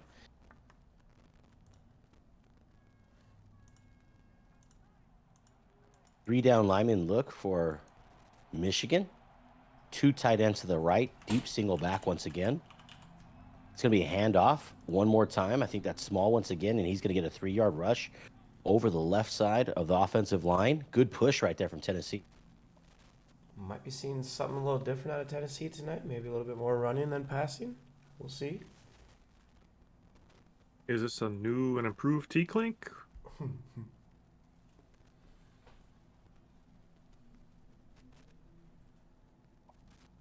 Ball at the 37-yard line, 1st and 10. Michigan crowd here still making a lot of noise. Tennessee calls their play and is on the line of scrimmage with a single back, tight end on the right, 2 wides on the left. It's going to be a handoff to Small up the middle, and he's going to get tackled hard, but he got 6 yards right up the middle right there. Yeah, he's averaging 6 yards a carry, so keep feeding him until that goes down. But yeah, he got popped at the end of that run.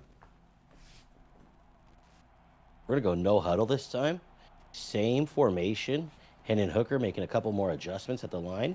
Still a 3 down lineman look for Michigan. We got 1 man coming in motion closer on the right side. Hendon Hooker dropped way far back that time, maybe a 5-yard drop back. Delivers a crossing route to Cedric Tillman. Cedric Tillman, a tough man to bring down on that play. Got a 1st down after only 6 yards, but moves the chains. Right almost midfield. Somehow Tillman got that 1st down. I'm not sure how, but great balance.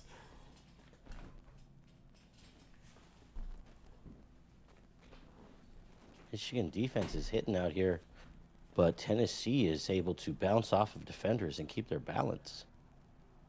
Just about 4 minutes left to play when this one gets snapped. We got trips to the right, single back, shotgun formation. Still 3 down linemen for Michigan. He's going to drop back about 5 yards. He's going to look way deep and then settle for a right flank pass to Jabari Small. That's a 2-yard reception. He's tackled immediately. Hendon Hooker 2 for 2 for 8 yards.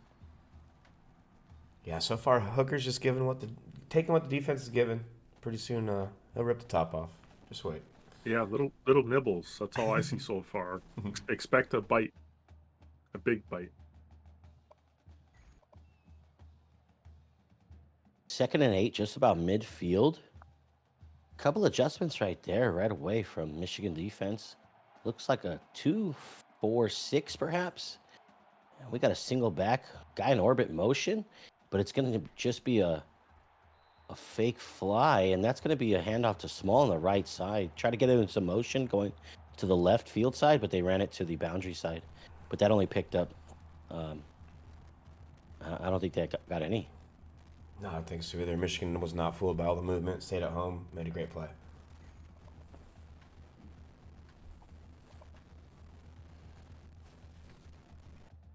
So it's 3rd and long. A lot of high awareness players on this Michigan defense. And then Hooker from under center this time. He's going to deliver what looked like a post route right there. That quick slant or post route is completed for a 14-yard reception. And there was nobody in the middle of the field right there. 1st down, Tennessee. No, there wasn't, George. Michigan left the middle of the field wide open there. Good read by Hooker.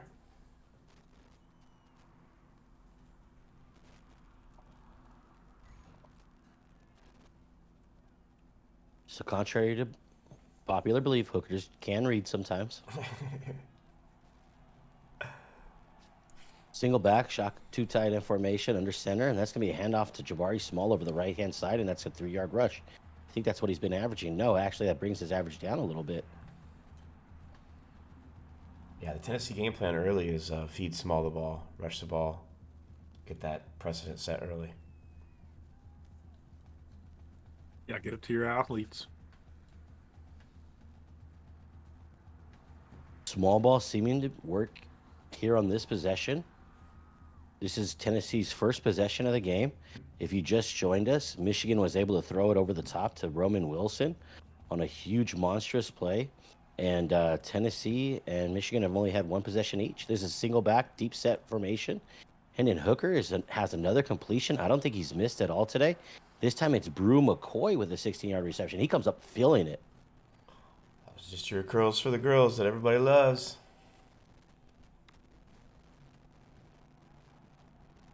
Making it work. We're going to go no huddle right here. Same formation.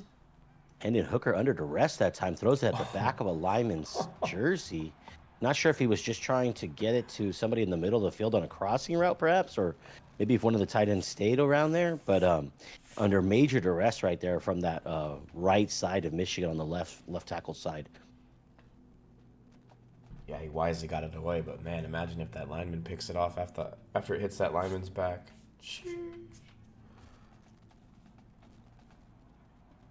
Four down lineman look for Michigan. Single back, three wides. Hendon Hooker drops back about 12 yards, and he's going to find Jalen Hyatt on a deep post route over the middle. And the only incompletion is now erased as Tennessee is going to get the extra point after this probably and tie it up. Let's check this. Your thoughts, replay. Jimmy? I think it just whizzed right by the safety's ear here. Whew. Wow, what a dart. That thing was on a rope. Good throw. It was only a matter of time until we called Hyatt's name for a big play. Looking at the replay, it looked like Hyatt was the recipient of great press coverage in the slot. And there was a middle linebacker lurking deep in the middle of the field that time. But what a great pass right there from Hendon Hooker. Hendon Hooker has looked really good on their opening possession. And this might be a battle of two quarterbacks playing really well as McCarthy was able to find his targets earlier on their first possession. Really deep kick right here. And Wilson's not going to be able to return it. He has his back foot on the end zone line a second time today. Fair caught once again, and they're going to start at the 25 for the second time today. Yeah, that ball was crushed. And you're right, Hooker is warming up early. It's what you like to see if you're an away team here coming into a very hostile environment.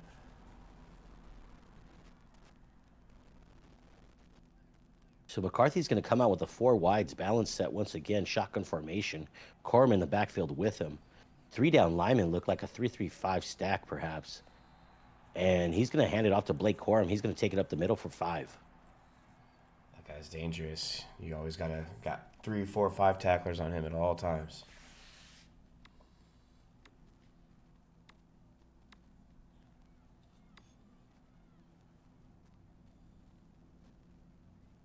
The speed of Corum neutralized on that play.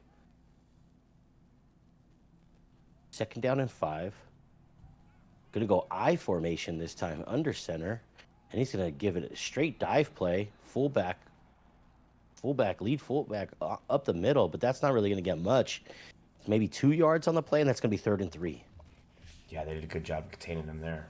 Pushing the line back. Need to see more of that.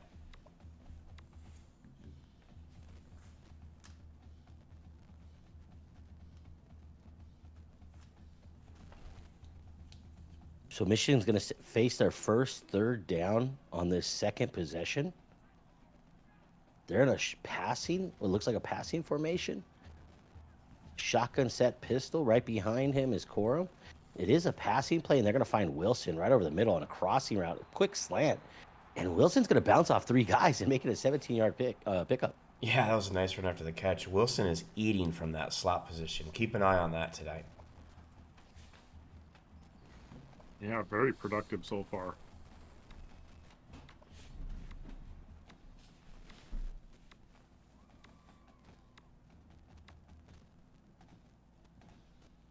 Ball just around midfield. Michigan called, coming out of the huddle. 4 wides, pistol set. McCarthy's going to hit Bell. And Bell's going to break a tackle, first going in and then out. And he's racing down the sideline to the 10, the 5, and he's going to get tackled out of bounds right there big user gain for Ronnie Bell, a 45-yard completion, a short pass, and a great rack right there. Yeah, I Ding, mean, ding. jeez, words can't even describe that run after the catch. That was impressive. And I thought we wouldn't see another score before the end of the first quarter, but perhaps we are. We got a single back right here, shotgun formation, 2 wides left, 2 wides right. We are on the left hash mark here in the big house. McCarthy with a lot of time to pass right there, just surveying the field, and throws a strike right over the middle to Ronnie Bell. And JJ McCarthy is 5 for 5, perfection tonight, 147, and I think that said 2 TDs. Yeah. Get your holsters, boys. This one's going to be a shootout, I feel. All indications point to it being such. I always carry my flak jacket, so I think I'm covered. You're good to go. I'm wearing mine right now.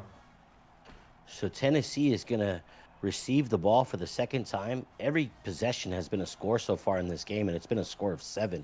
This is a little bit short of a kick. Not as executed well as the last one. And, oh, he's racing down the sideline. He might have a chance here, folks. And he gets tackled after a 73-yard return. Jimmy Holiday gives the Tennessee Volunteers outstanding field position and an opportunity to score to match the tie score in the first quarter, in the closing seconds of this first quarter. He's one of those trio of fast wide receivers, and we saw that speed on display there.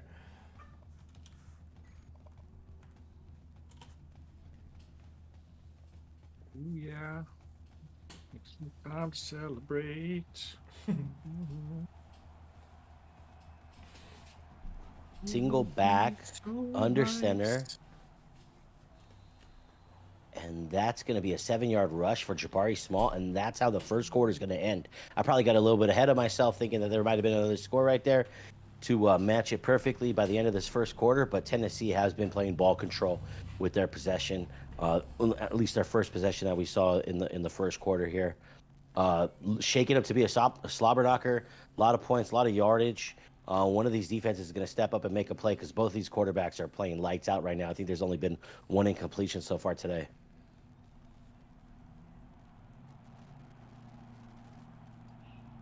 Single back, tight end to the right. Hand off to Small, and he's going to follow his blocks up the middle. The safety had a beat on him, but he missed him. Small with a nice move right there and picks up 10, moving the chains. This is like the Bizarro game. Tennessee's having success running the ball. Michigan's having success throwing the ball. It's usually the other way around. Yeah, and Klink's doing a good job of playing small ball, which I don't necessarily think is his wheelhouse. Small ball definitely working, especially when you connect on probably over 80 or 90% of your passes. Single back. He's going to drop way back. This time break the pocket. He's got some space over there, but he throws on the run. And that's going to hit Tillman. Turner on the defense right there. Tackles him immediately, but it's still going to be a 1st and goal right there. Impressive throw on the run. Yeah, he took the words out of my mouth. What a throw on the run. Threw it right in his chest with a guy draped all over him.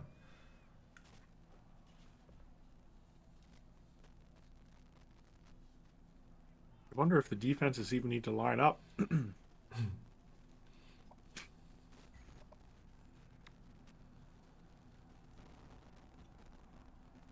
Michigan did get to Hendon Hooker, I believe, on one. No, I think it was Tennessee that brought down McCarthy on their first possession. This is going to be a handoff to the fullback. I think that's a tight end playing fullback right there. That is a quick strike right there. Just gave it up to the up man, and he was able to go right through the middle of the defense and gets 13 now on the board for Tennessee, and Tennessee answers back.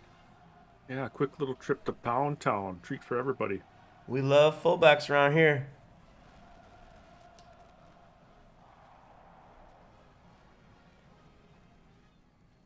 The extra point is perfection right down the middle. With a lot of time left in this ball game, both teams putting up some points today.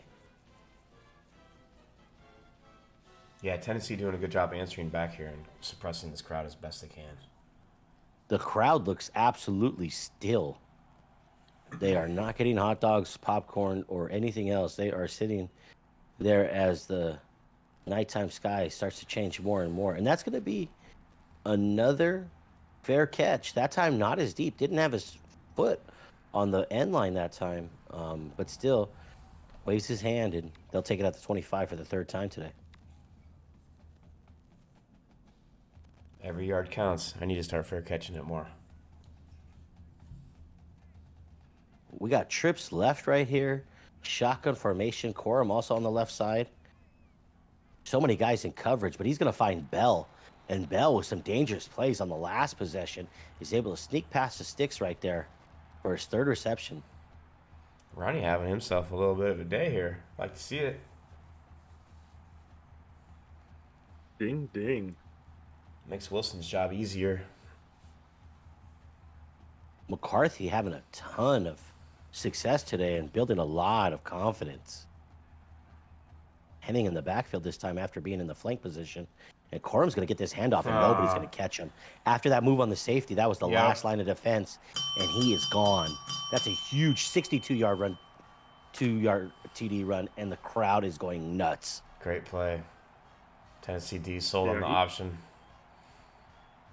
Yeah, he got through to the second level and made the cutback, and it was all over with his speed. Good read by Fam to give it to Corum. And that extra point is going to put Michigan back up by 7. So Michigan probably starting to almost match some of the yardage now and balance it out a little bit between their passing attack and their running attack. That's just such a monster explosive play right there. And they're doubling the total yards that Tennessee has, but they do have an extra possession. These kickers are going to get tired. There's going to be so many kickoffs. And it looks like Fam is not kicking towards the sideline anymore. He just ripped that one out of the back of the end zone. He might have the strongest leg in the NWO, maybe between him and the guy who has a 60-yarder from Oregon State. Maybe the two strongest kickers in the NWO. Just not returnable at all. Curious what the win factor is tonight. You know, it's also interesting, of all the factors for which you could choose to select your team, Coach JT goes by kicker leg strength. And that's going to be a great pass right there from Hendon Hooker. He's going to give that one to Brew McCoy, his second on the day. He's averaging 15 per catch. And that one's going to take it to the 40-yard line. So just like Michigan, after one play, they're right near the midfield. Yeah, Hooker's line's giving him time to go through his progressions and find the open man here.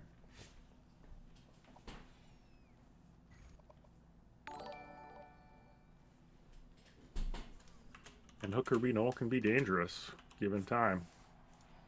Got to watch out for Hooker. Single back, handoff this time. No, he keeps it. Fakes a handoff to Small, makes a spin move, gives a stiff arm, and Hendon Hooker with a 14-yard rush. Got to wrap it up. Anytime you're tackling a hooker, you should wrap up.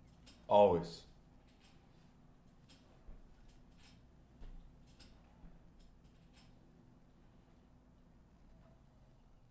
And just like that, Michigan finds themselves in their own side of the 50-yard line. Tennessee able to match the points on each possession by Michigan. Once again, if you weren't here earlier, Tennessee won the coin flip and elected to kick the ball. So Michigan got the ball first. Tennessee will get it out of the half. But for now, we have a halfback screen, 2-yard reception there for Small. Looked like he had some blockers there, but wasn't able to really get him blocked up. Little dual screen action. He had some options there. Chose Small. Picked up a couple. Didn't lose any. No loss.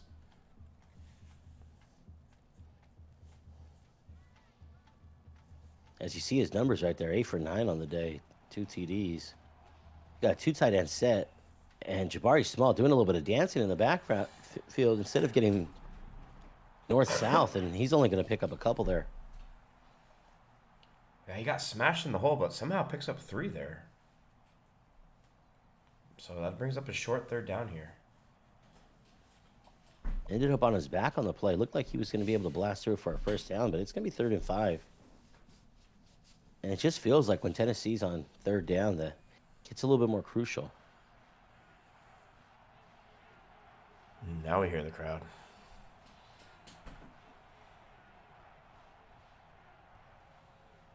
Deep drop back for Hooker this time. Rolls right, throws it into coverage, and an incredible interception right there by the Michigan Wolverine defense.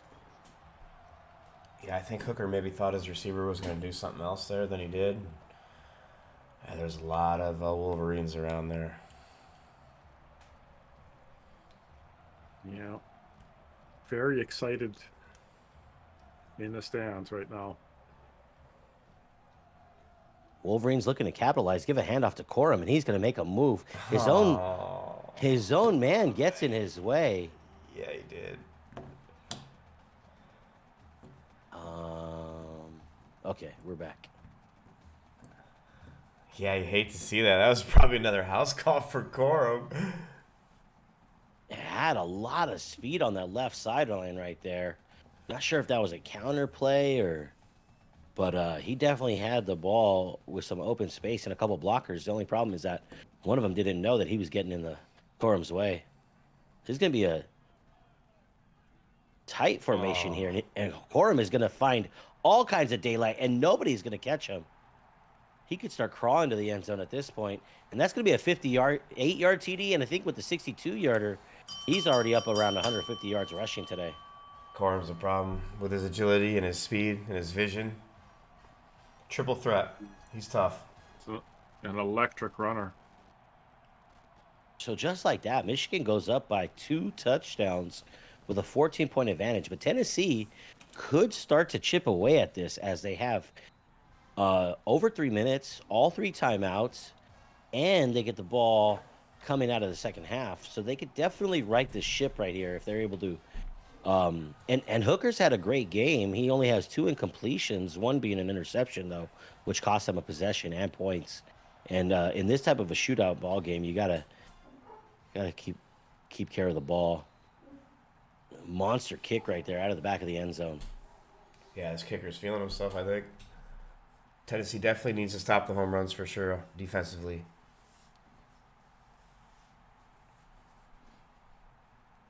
How do you do that, Jimmy? Wolverines are running on all cylinders. But Tennessee has had defense offensively on 2 of their 3 possessions, this being their 4th. If they could punch it in here, they'll be right back in this ball game. Hendon Hooker under center this time. Jabari Small back deep, making all the adjustments right here. Just 2 seconds left. It snapped. Jabari Small right up the middle, gains 5. I mean, he's averaging 5 yards a carry. He's doing well up front. The line's pushing. Small's running. Just got to keep clicking.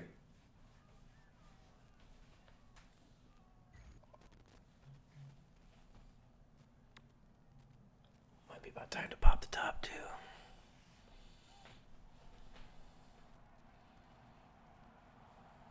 Single back formation, 1 tight end, 1 slot receiver. That's Jalen Hyatt. Might have been looking for Hyatt right there, but gives it to Jabari Small. No, that's Princeton Fant, the tight end. 9-yard reception on a drag route. He gets the first down. Kind of slow to get up. Last game, Fant had a great game, so we'll see if they try to get him more involved here. Crowd quieted down temporarily right there.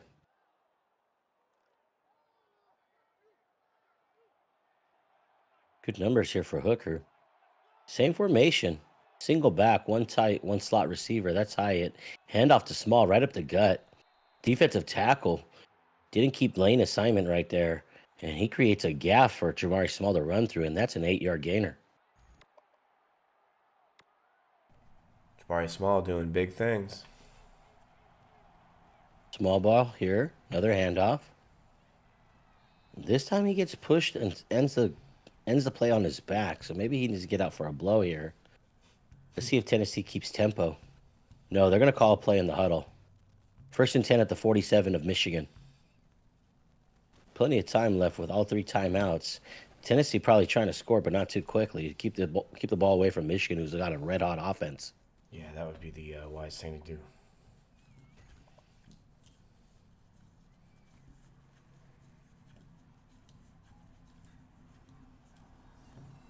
We see an I formation here.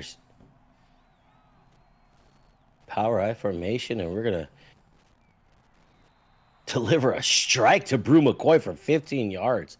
Corner was on him, but wide receiver had leverage, and what a great pass by Hooker. Yeah, McCoy ran the square in perfectly, and Hooker threw a nice ball.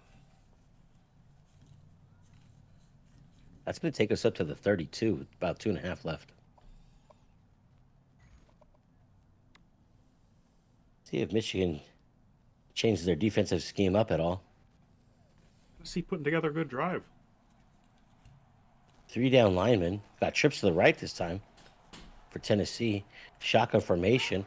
Going to be a handoff. Nope. Going to keep it once again. And this time the defensive end able to make a great play right there.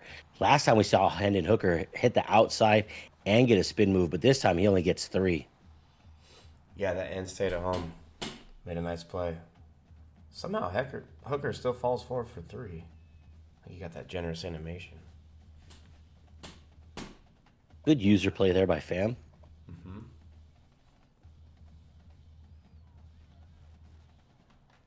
Totally committed to the outside right there, and Hooker tried to cut it back inside. That's why he was able to fall forward. We got trips to the right, shotgun formation. DB's really off of the Tennessee Volunteer receivers, but Tennessee's Hooker is really pressured right there into throwing a pass that just doesn't reach the target, and it's going to lead to a 3rd and 7. Yeah, the Wolverine pressure there flushed Hooker out of the pocket to make him throw an errant pass. Lou, do you think this is 4 down territory? What do you likely see out of Clink if it gets to 4th? That's a good question. He's getting the ball to start the second half. I don't know if you you value the points more, if you go for it here. It looks like I was a little premature, as it doesn't even matter. That's curls for the girls, Jimmy. Yeah. 1st down. About a minute and a half. Did a good job on this clock so far. Hendon Hooker drops way back, and he's going to throw one. And Moore jumps up. Rod Moore. And you see Fam is pissed. He wants to get out the snuck chain so bad, but he's not able to. Rod Moore just has butter fingers. Just stone hands. I think Fam pulled the Coach Brusso there and broke the clipboard. Hey, that snuck chain is something that's earned.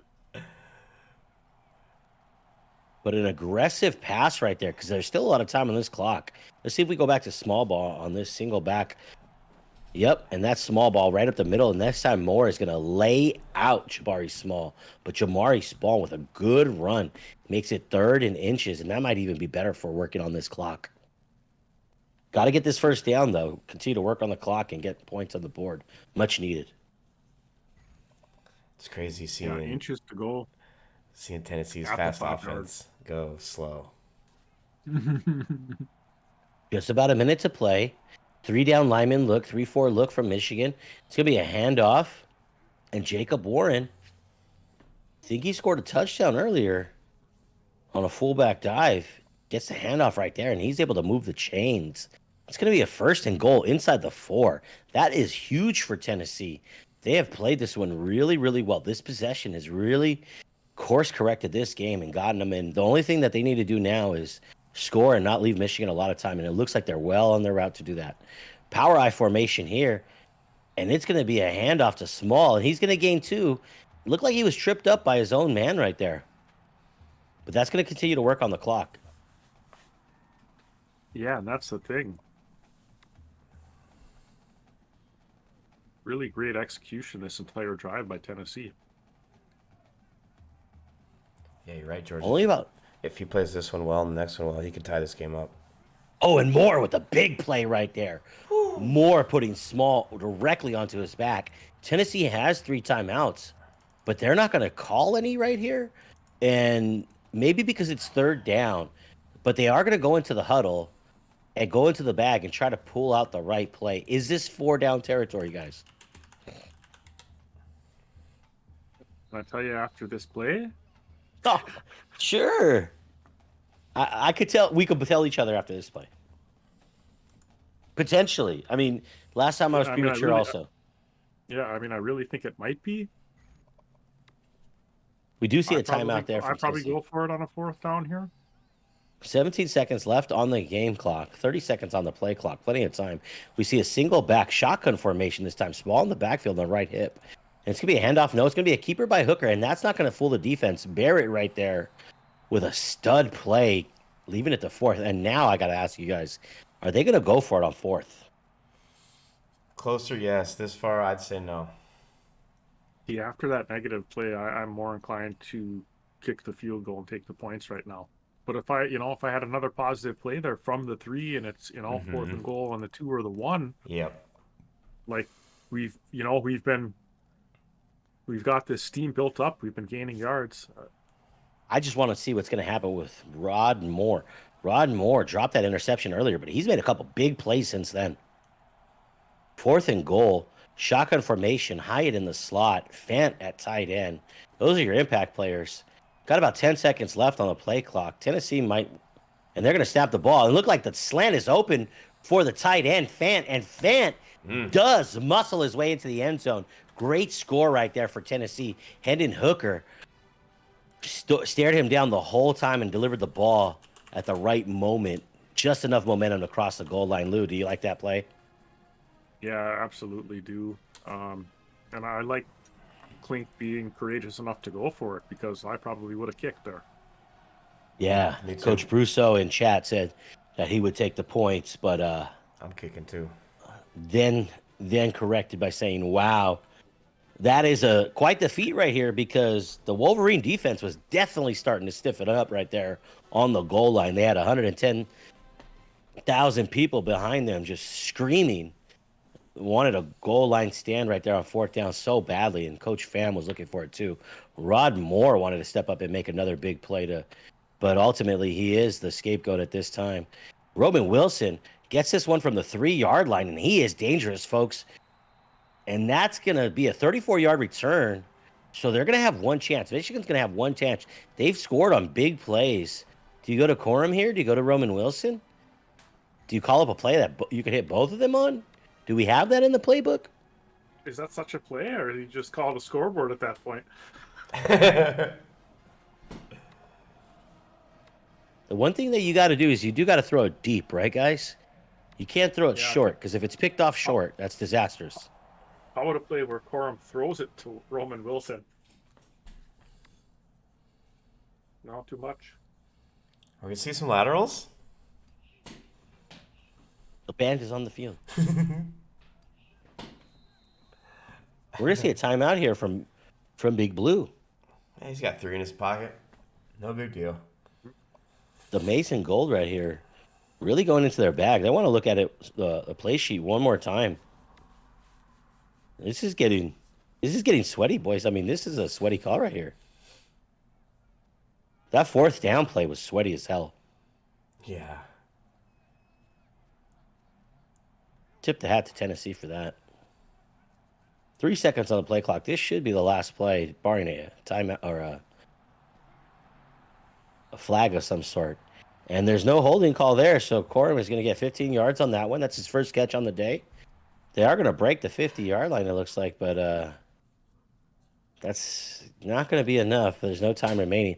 Tennessee really did some excellent game management right there, not only putting in 7, and they're going to get the ball at the second half, but they did win the toss. They elected to kick. Michigan has scored on every possession, but Tennessee, with the clock management on that one, they were able to course correct after going down 14. Now they're just down 7, and they're going to get the ball back. How's Tennessee's offense looking to you guys? I mean, they're sitting in perfect position. Take that interception away, and Hooker's played pretty perfect. Yeah, they seem pretty sound. They're able to work the run game and some of these small passes and keep moving the chains. They haven't been quite as explosive maybe as Michigan has, but they they see a path to a tie game right now on this next possession, and that's right where they need to be. I agree. As we see, both coaches are going to chat with their players here real quick. Hey, producer, if you could we see a little bit more of that score? Is that only because it's halftime right now and the scoreboard Yeah. drops down a little bit? Okay, no worries then. It's going to move again, or I would move it. I think it moves again after they hit resume. Coach of the blue team, if we could see the stats. Game stats or team stats? Thank you. Fantastic, thanks. A lot of first downs from Tennessee playing that small ball control. Interestingly, they have less rushing yards than Michigan because of Corum's explosiveness, getting those big, long run after contact plays. Hendon Hooker, though, outstanding pass completion percentage. Just that one turnover where he threw that into a little bit of coverage right there. Otherwise, a great day. Michigan perfect on third down. Wow. Michigan rushing. Michigan rushing really stands out. But they also had that monster play to Roman Wilson over the middle that really kind of got the party started. It was a little bit of Corum on those last couple scores and Roman Wilson initially. But Ronnie Bell also had a big play. And that's not a guy's name that I remember calling too many times this season so far, but really stepped up today. Yeah, that one play he had with the run after the catch was super impressive. Got to thank Coach Khakis. Appreciate that so much.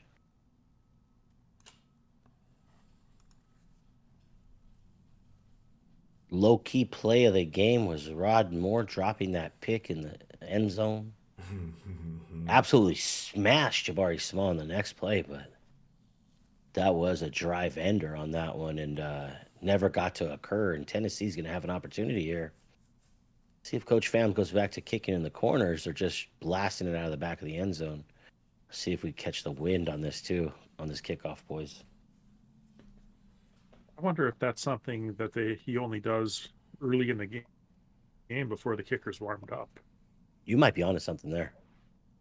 You know, the first kick or two, when you're not going to kick it out of the end zone, because after he was warmed up, he's just bombing him. It looked like he could make it through the uprights if he wanted. Yeah, he's an insane kicker. Yeah, it just looks like he found a way to not offer any returns, and I think it's brilliant.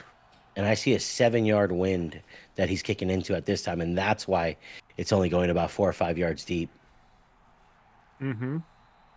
And he's brought down by one of the first tacklers down there. Made a nice little shifty move there, but that's going to take it to only the 20-yard line. Another 19, check that. Michigan's defense has one turnover that they forced already, looking for a second somewhere here to get that lead back to 14 where they had it earlier in the first half. But Tennessee and their small ball, including Hendon Hooker's passing, really doing well. And it's been a all hands on deck. I think just about every guy on offense has caught a ball. And that's going to be to Hyatt, but Hyatt is not going to be able to spin around and grab that one. There was a safety lurking in that area, Jimmy. Another drop pick by this Michigan secondary. I don't think Pham's got enough clipboards down there. Green was all over that one. It looked like by the time Hooker threw it and the ball actually got to its target, and it looked like it was on a decent rope, but by that time, defender definitely had a beat on it for sure. Just dropped it.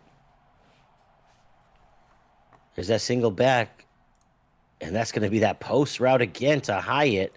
So dangerous from the slot right there. When you have Jalen Hyatt in the slot, he's probably going to be matched up with your third best corner. How do you like those matchups, Jimmy? If you're Tennessee, you love it. If you're Michigan, you hate it. Lou, does that open up the passes like that? Does that open up the run game for Tennessee? It certainly should.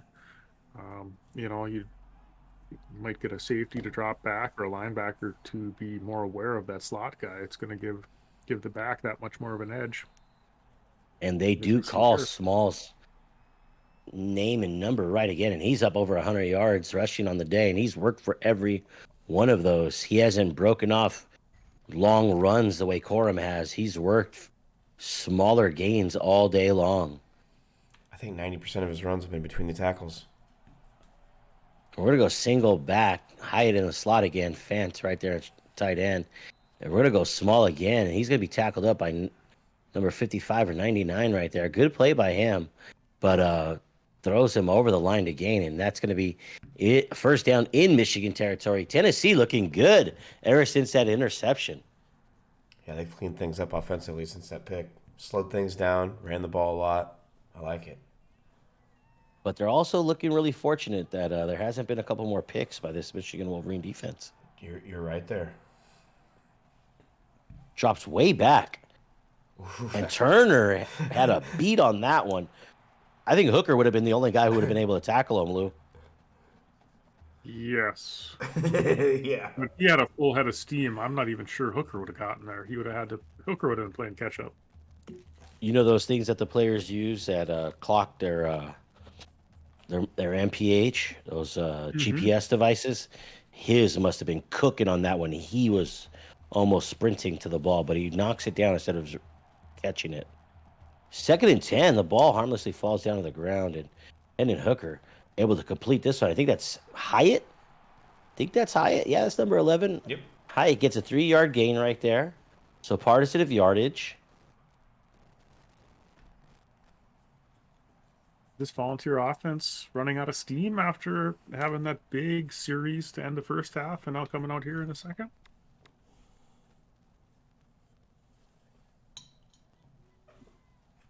It comes down to these crucial 3rd downs.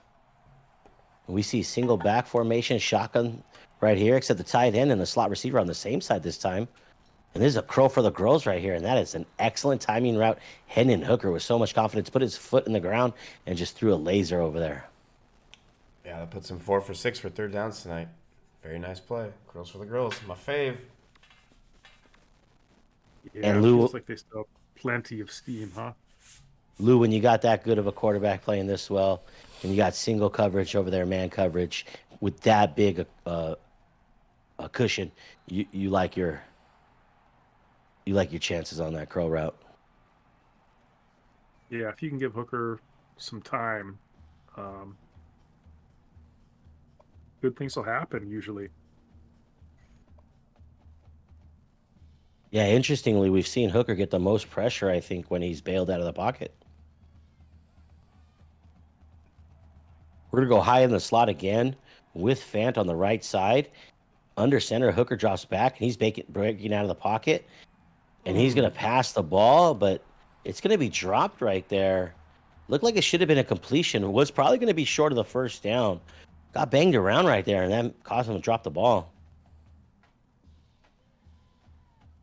That would have made it 3rd and short. Now it's 3rd and long. Another 3rd and 7 play.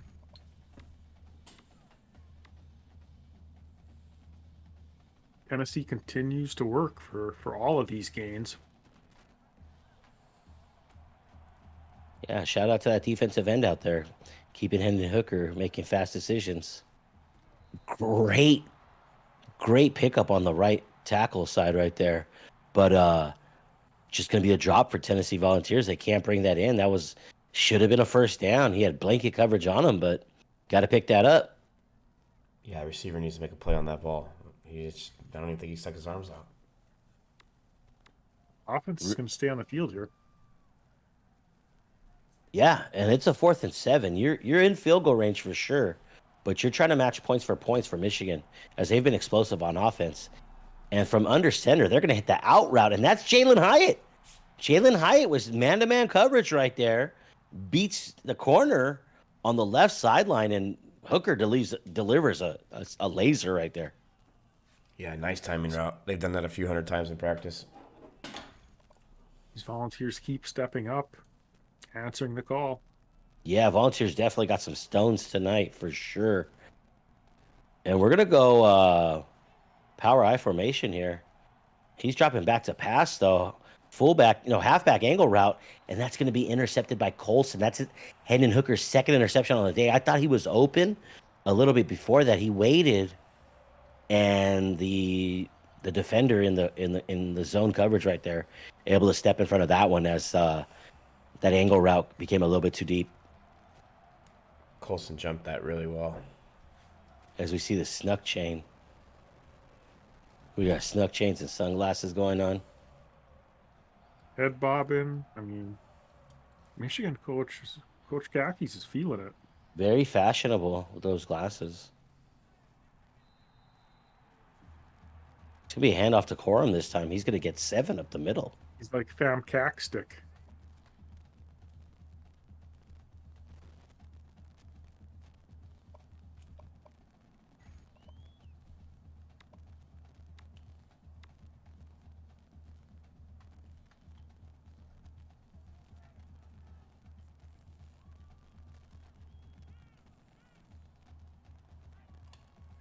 Tennessee Volunteers might need a turnover at this point, boys.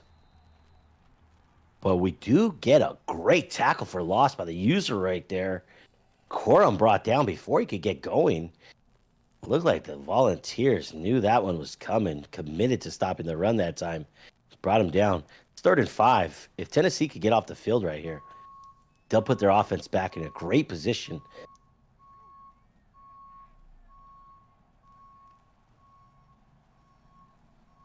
Tennessee's going to bring their defenders closer to the line of scrimmage. McCarthy wants it all, but Tennessee has a defender there, and he's not going to be able to deflect it.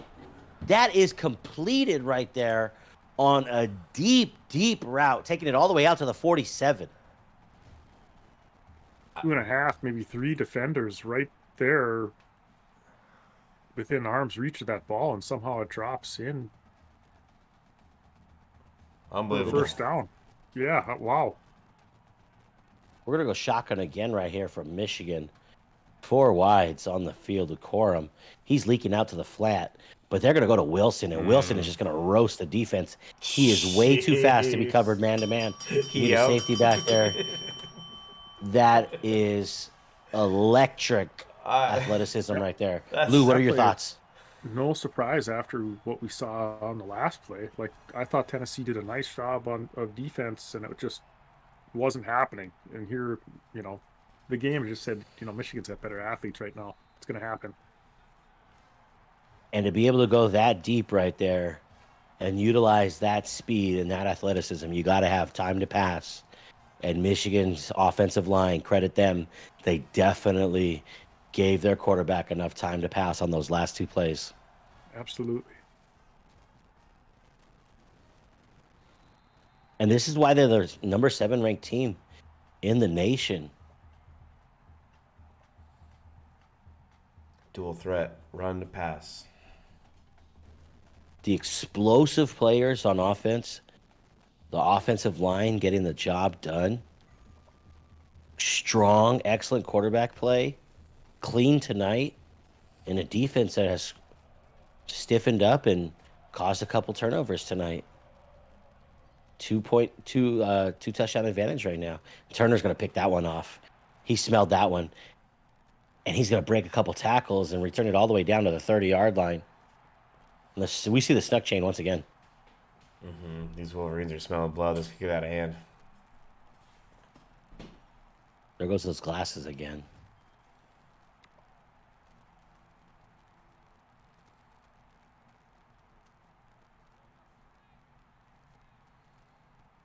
Tennessee's done a lot of things very well tonight, but this is a tough environment to play in. Corum with the crazy legs right there. Didn't know what angle he wanted on that one. Only able to pick up a yard.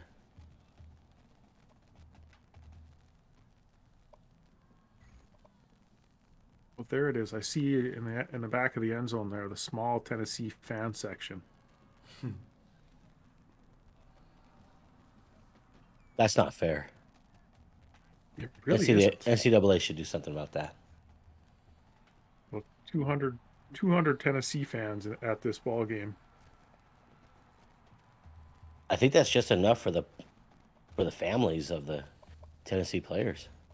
Mm-hmm. They didn't even get their own popcorn guy. I got to share it with Michigan fans behind them. It's terrible. I would never share popcorn with Michigan fans. Well, they're That sounds jerks. I don't even disgusting. think they let him. I don't even think they let him walk down there. I think they just monopolize all of his time. McCarthy's going to They hit like- Corum right here. Corum's going to find a little bit of, but then he gets smoked. That's going to lead to 4th down. So Tennessee's maybe best defense right here.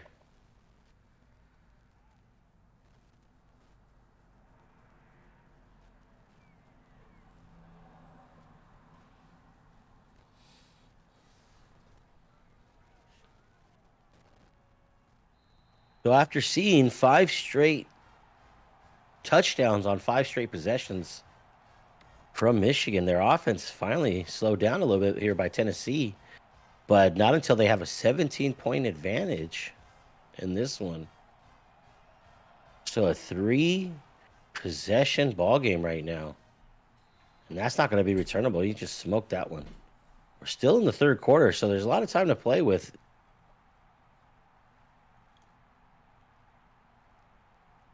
Tennessee really ran the ball a lot in this game to get 21 points today. They might have to air it out a little bit more here. We'll see what the game plan is and if it changes at all. You got trips to the right, including the tight end and Hyatt. Shotgun formation, and it's going to be a nice delivery there. But Hyatt really making a... Oh, that's not Hyatt. What a great catch. I think that might be Callaway. I'm not sure. Yeah, 88. Not sure. Oh, it's Van. I'm a little concerned. The Michigan defensive backs have been all over, swatting everything down, what they haven't picked off. So they're still going to be out here. And that's a catch by Tillman right there. He's the one who dropped an important pass earlier in this ball game. But he catches that one on a crossing route, but just a gain of 5 on that one. Tennessee looking to go a little bit deeper probably on this 2nd down as Hooker drops way back, maybe about 10 yards back, and delivers it up and over 2 defenders right to Hyatt. And Hyatt is pumped after that 1st down catch. Yeah, that's a nice throw to drift it over that cornerback's head. We're gonna go Hooker's trips finding once again. all the spots. And this time goes to that same play, but those 2 defenders had their 4 hands in front of that one. That should have been picked down, and that should have been snuffed. Yeah, I spoke too soon. A lot of heat on Hooker that time. They really keyed in on him. They were able to get to him and really speed him up, and didn't have a lot of options there. Yeah, I feel like the Kind of defense forced that one. called a sting operation.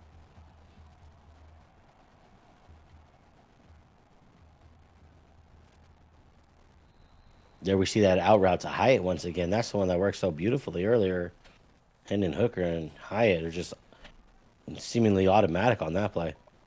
Yeah, Hooker to the Hyatt. That's like 1st class play. Real strong eye formation here once again. This time he bails out of the pocket, and that right end is not there at all. Hendon Hooker looking to keep it, running with it, his legs, and 35 able to make a hit on him, but Hendon Hooker keeps those big, thick thigh pads in there and just bounces right off of him and walks out of bounds.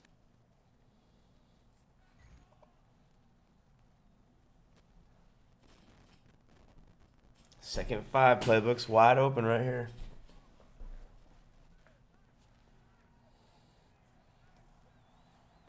We're going to see 2 tight ends and 2 wide receivers to the left. Hendon Hooker under center. 3-4 look from Michigan. The nose tackle able to come off of his blocks and stop Jabari Small 1 yard short of the 1st down. He just lunged at him and made the play. That was a nice play. It's a nice play by a defensive tackle. Looked like it was going to be a good gain there by Small, but it was, but not enough for a 1st down, and clock keeps rolling. Same formation here. And this is a time of play action. Hooker's looking for the center of the whole thing right there, and that gets knocked down. 2 defenders in the area. Hooker knocked to the floor on that play. I like the 17-point deficit here by Tennessee, but they're threatening inside the red zone. Yeah, Hooker took a little bit of a shot. Good thing he gets the break on the quarter here. Might not be PC, but beating up hookers out here.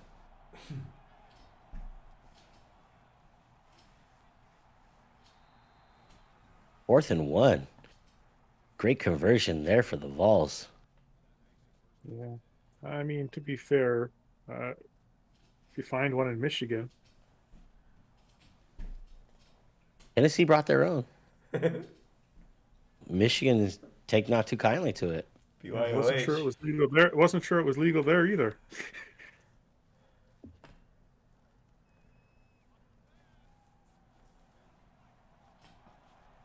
Three, four look. No, it's actually maybe 2, 4, 5. Not sure, but that's gonna be that.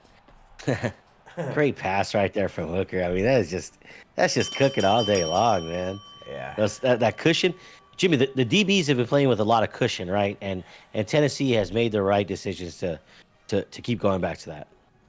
Yeah, that or the out is good for the timings with the cushion. They bring him up, you go deep. It's a catch-22. Yeah, There's really what I noticed right before that play was Hooker signaled and said, "Good night, Bowen." Good night, Bowen. The only time that like out route, curl route has kind of been in jeopardy of being a disaster is on that right side when that one defender was sprinting towards the ball but dropped it. But on the left side, it's been almost automatic. I thought When you, Hendon Hooker is throwing to his left. I thought you put Bowen to sleep about an hour ago. Oh man, let's not be mean to him now that he's gone, boys.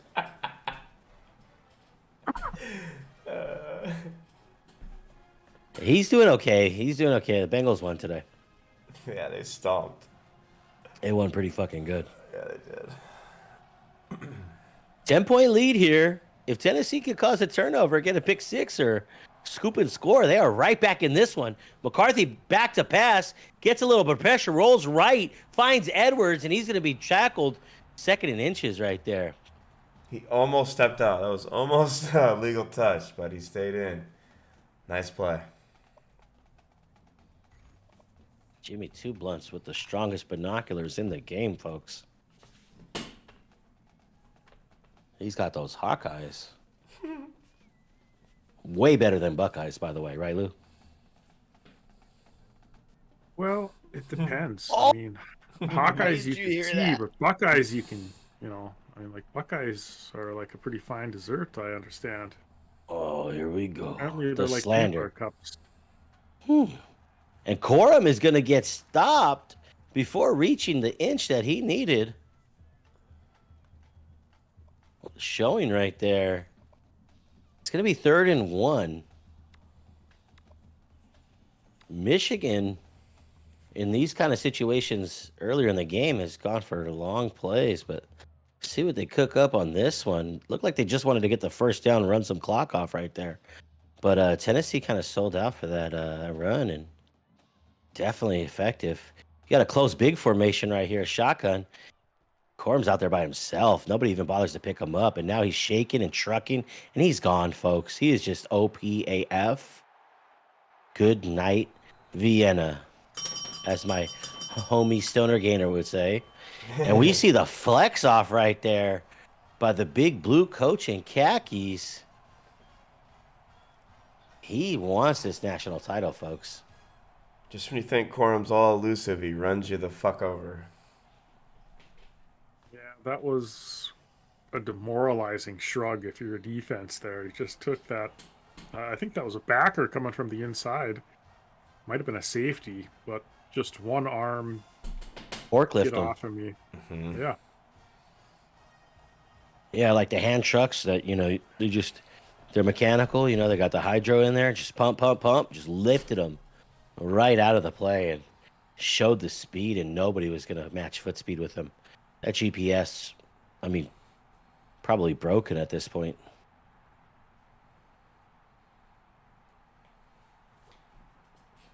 So another commanding lead here for Michigan late in this ball game. Tennessee kind of needed a stop right there. And on third downs, Michigan's been able to deliver, boys. Yeah, Tennessee's done a nice job of getting there, but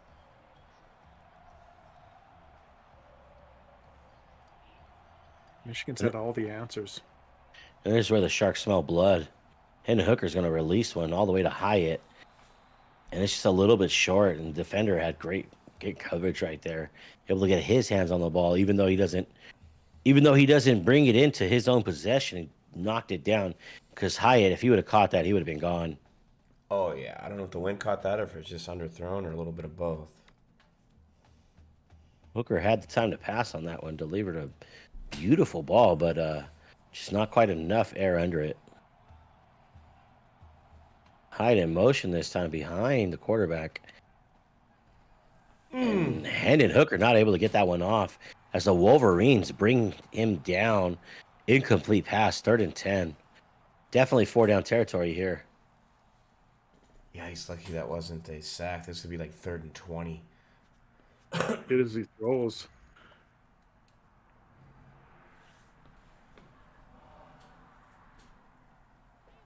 We're going to see 2 wide to the right. Tight end. Hyatt on the far right. Hooker drops back about 5, now 7, and he's going to get tackled. Big sack right there for Michigan. The Sharks are really smelling blood in the water right now. 4th and 22, boys. Coverage sack. You're forced to go for it, but it's right here on the 13.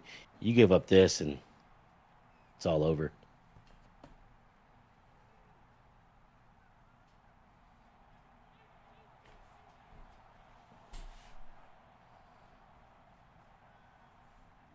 Delivers a deep ball over the middle, post route, almost picked off.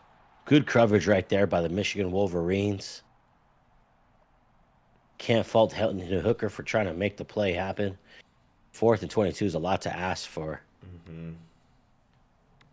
But with just under 5 to play, Michigan in full control of this one. Looks like they're going to be climbing up the rankings unless nobody else loses.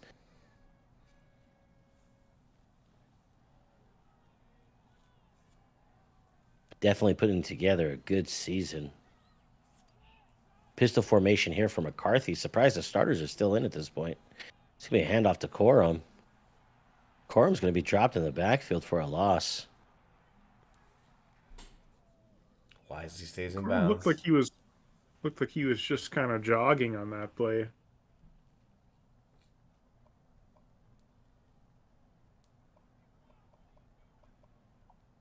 You know, Corum is a player that we have seen hurt in the NWO before. So it's just a little bit surprising to see Corum still in the ballgame at this point of the game with this kind of lead. But maybe he wants to get into the Heisman race. You know, this is a big day for him. And it's a fake handoff to Roman Wilson. And when you fake it off to Wilson and you give it to Corum, you got 2 guys with dangerous speed.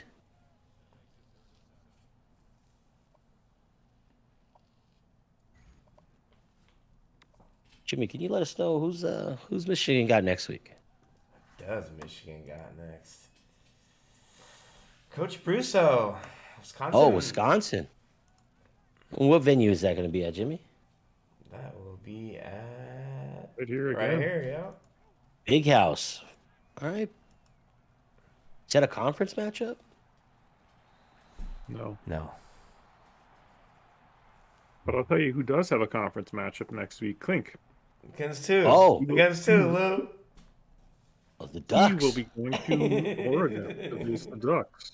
Eugene is beautiful this time of year. Is that right, Lou? I hear good things.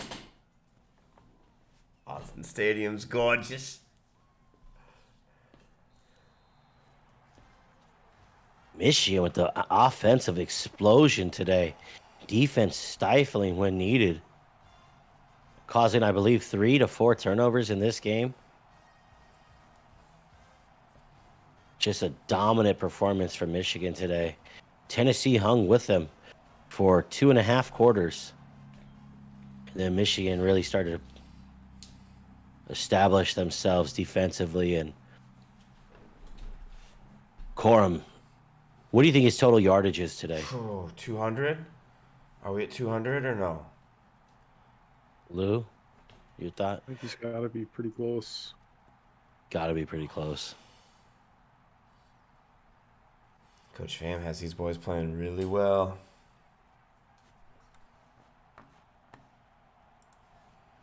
Yeah, we got all the starters for the Vol still in. That's Jabari Small.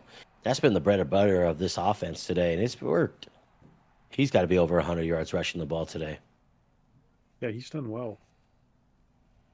Yeah, Tennessee definitely has something cooking with him. I'm not sure what year he is, if he's an upperclassman or he'll be back next year, but definitely good player. Oh, we're going to see a timeout here or a pause in gameplay. Hope we're not getting any kind of disconnection. Something happened with Clink's cap card on the stream.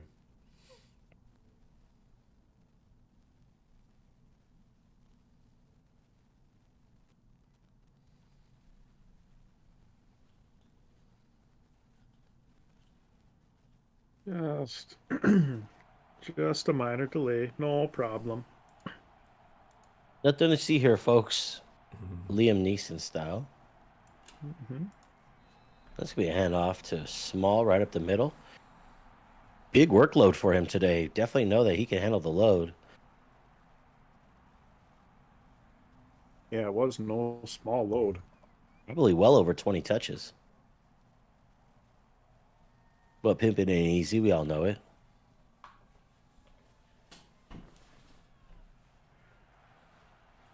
This is true. Single back, one tight end, Jalen and Hyatt in the slot. That's going to be completed to Fant. He can't make a man miss, but it's still a big gain right there. 250 yards passing for Hendon Hooker today, despite some of the great Michigan defensive backfield play.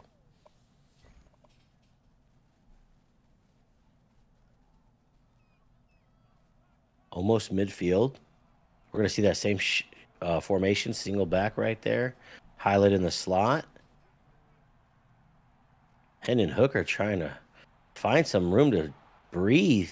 And he's able to deliver a pass on the run. Impressive throw right there. Maybe a 30-yard gain. Yeah, he's made a few throws on the run today that leave me scratching my head.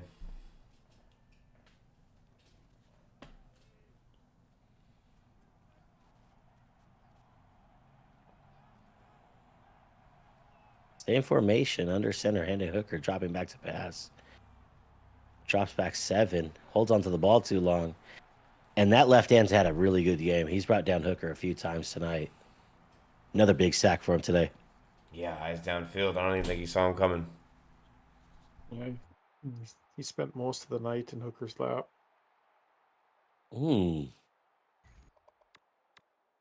He's had a good night. Sounds expensive. Could be. Is this Hooker like a transplant or like You might be taking him in the first round. born and raised in Tennessee? What's expensive? Like an in-state recruit? It's a good question. I mean, is this a homegrown Hooker? Homegrown. I think you find him where you find him. Mm-hmm. $10. $10. Oh, and there he is right there again. Number 18 or 19. Yeah, 18. Wow, he's got to have 3 sacks on the day minimum. 420, Jimmy. You have to do, chat. 4th and 20.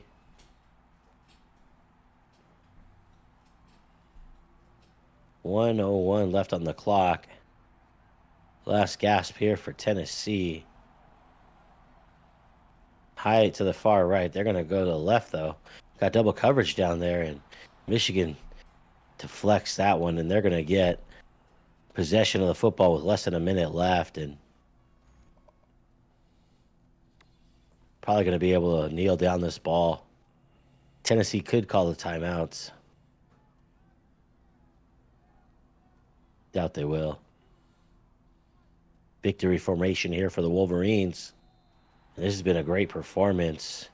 Yeah, and Tennessee isn't going to seemingly take that time out. Conceding victory here.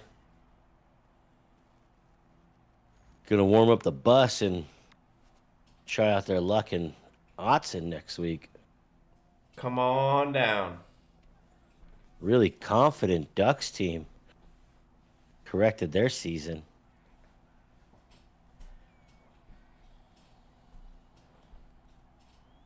Probably the last snap of the ball game here. It looks like none of the 110 that have arrived for this game have left yet. McCarthy with the final kneel right there. Your final score, folks. 48-28. Update the doc. Come on, JT. Yeah, briefcase, where you at?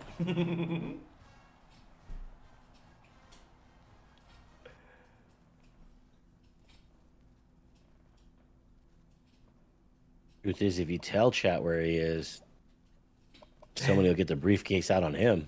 They wouldn't believe us if you He told ain't them. supposed to be where he is.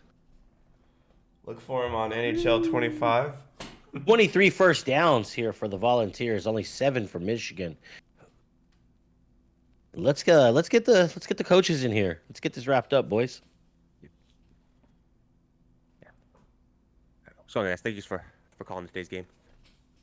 Hey, thanks for giving us something good to call.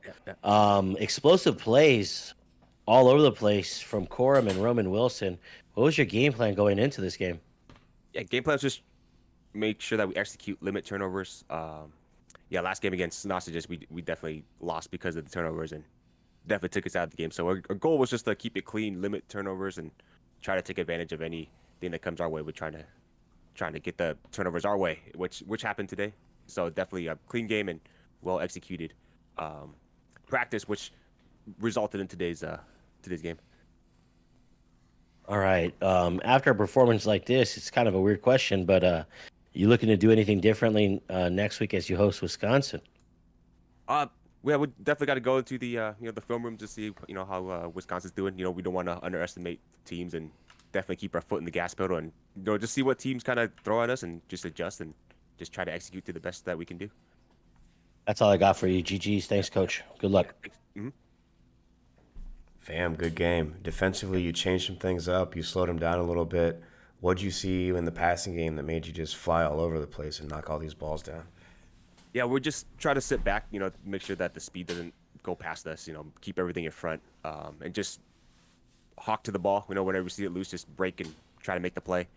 Small did a great job of, pounding the ball on us, so we try to read, pass first, and if the ball runs, then we just definitely got to just key in and just pursue to the ball. You got your boys playing real well. Keep it up, Coach. He's all yours, thank Lou. you.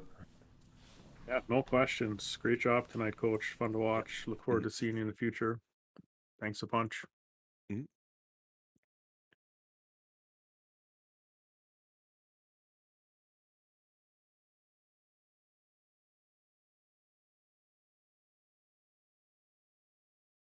I don't know if we're going to hear from the Clink or not. There he is. Hey, Clink, good game, man. You were hanging with them right there through the first 2.5 quarters. You had great execution and game management right there at the end of the first half to draw it within 7. And then on that second or in that first possession, you were moving the ball down the field and just looked like you had a little bit of tough time on third downs here, 45%. How do you think you get this corrected, man? Be honest with you, I really don't know. We just got to execute more on third down. We've got to do a lot better on getting the first and second down plays, more positive yards on there. But yeah, we did great management, and then after that, it kind of just fell apart after that first drive in the second half, and then from there, it was on a downhill spiral. Definitely good running from Small today.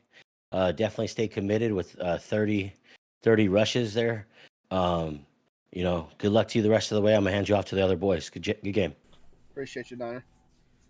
Clink, what's up, buddy? I saw you rush the ball 30 times today. I love it. Was that the game plan coming in? Game plan was try try to stay balanced more than anything. I mean, he was giving me different looks on defense, that 2-3 front, so I figured we could take advantage of it. Offensive line held up a lot better than what it has in the past. So I mean, Small had a hell of a game to start out with, so I just felt like just keep feeding him was the best way to do it, and then mix in the pass when we could. Yeah, you definitely kept it well balanced. Good game, Coach. Oh, I'll pass you off to your buddy Lou. Appreciate you, Jimmy. Yeah, I don't really have any questions other than how tough of a place to play is the Big House. Big House is probably the controller was rattling the whole game, so I mean it was tough. It's a tough place to play for sure. It's loud and can't make no audibles or anything once it's loud like that. So you got to keep the crowd quiet as much as possible during that game. Mm-hmm. Well, good job. You showed a lot of positive things. I hope you found some things you can build on moving forward. Look forward to seeing it, Clink. Thanks Appreciate a bunch. you, Lou. Mm-hmm. GG's to both coaches. You know, this one was an extremely tight one for 2.5 quarters, it seemed like. And it was just a couple explosive plays that we saw from Roman Wilson and Blake Corum. And we've seen those guys make those kinds of plays before. And man, what a good game we had. You know, two teams going different directions right now, Tennessee and Michigan. Boys, thanks for the call. Jimmy, appreciate you producing. Great job, Lou. Thanks for calling. And shout out to Revamp for calling the one earlier. And thanks to everybody in the NWO. We'll see you back tomorrow night. Is that right, Jimmy? Yeah, looking like it tomorrow night. Let's see, good time for you guys. We got time yet? 8:30 Eastern. Oregon State, Thanks, everyone. Wisconsin. Ooh, go Badges. Go Badges. See Who's y'all Badger tomorrow. territory?